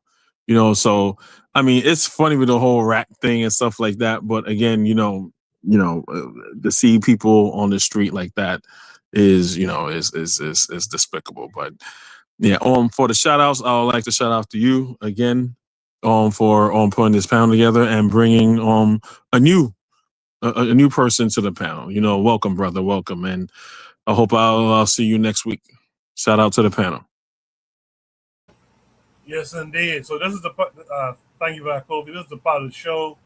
Before we end it, we'd like to give our shout outs of something positive we personally experienced during the past week, or something that we've witnessed or seen on social media. So anything you want to shout out that's positive, Pan-African, Gaviite, go for it. Kofi just did his. J1 is who Kofi was referring to as the new person on the panel. J1, what would you like to shout out this week? Yes, I would like to appreciate yourself, brother, for hosting this platform. I shout out to all the brothers and sisters listening to the sound of my voice. These kind of conversations is very progressive, is very good. I wish we would have much more of this. I would have it collectively so we'll be able to solve our problems. So what I would like to shout out is my own efforts that I've been putting together for a year or so now.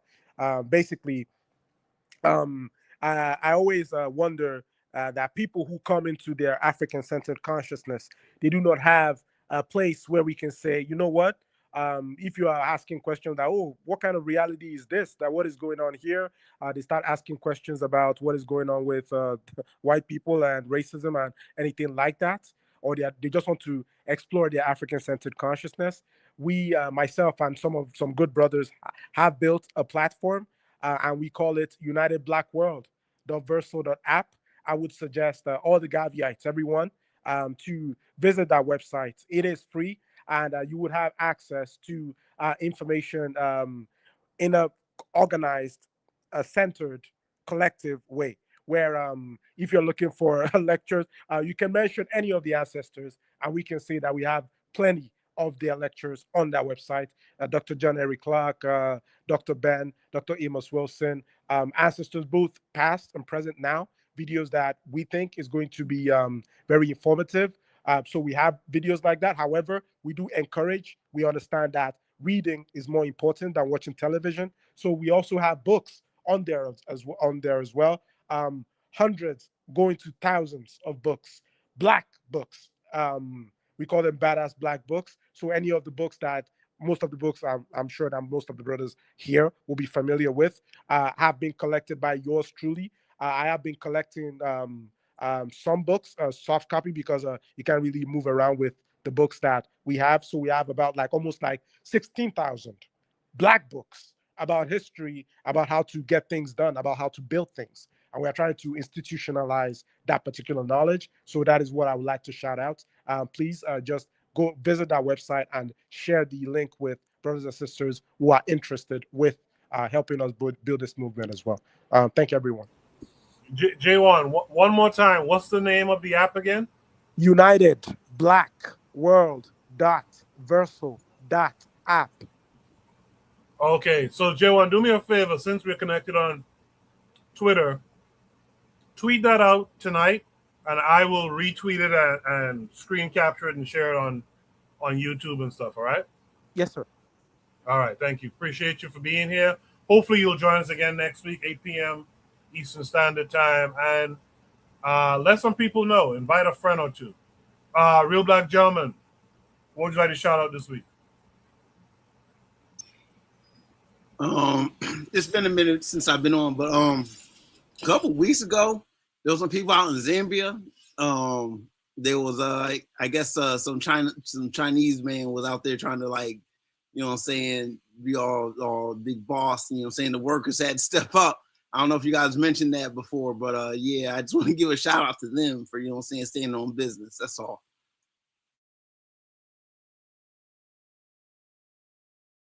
Good stuff, RBG. Thanks for being here as well. Yeah, we miss your presence, man. So try to join us as often as you can. And again, I appreciate you being here tonight. Last but not least, man, Black Steel. What would you like to shout out this week? Shout out to the Islamic Republic of Iran for putting belt to ass to the United States. I gotta say, they are really putting on a masterclass in resistance. Shout out to those black organizations, Black Alliance for Peace, that were mentioned by these white national fascist terrorists. And they're now that they're trying to blame Cuba for leftism in the United States. Shout out to the people of the Cuban Revolution, man. They're still standing strong against U.S. imperialism. Shout out to the people of Haiti. Shout out to everyone fighting imperialism, racism in the world. And shout out to you as well, Koku. Appreciate that, Black Seal. My shout out is to all of you. Thank you, all of you, for making this a good episode once again of Shoot the Breeze. This is episode 250. Imagine that. Imagine that. 250 different Saturdays we've come out here and done a panel discussion. It was a good one again tonight, and it will be a good one again next week. I should be back next week hosting. So this week, join the Discord. The link is pinned to the top of the chat. Join the Discord. Navigate the Shoot the Breeze Topics channel.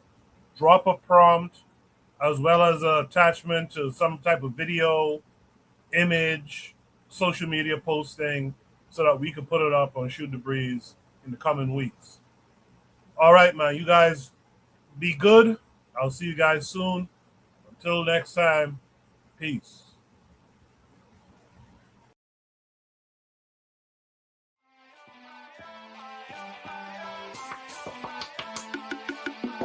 Thanks for listening to the Bitter Medicine Podcast with your host, Koku.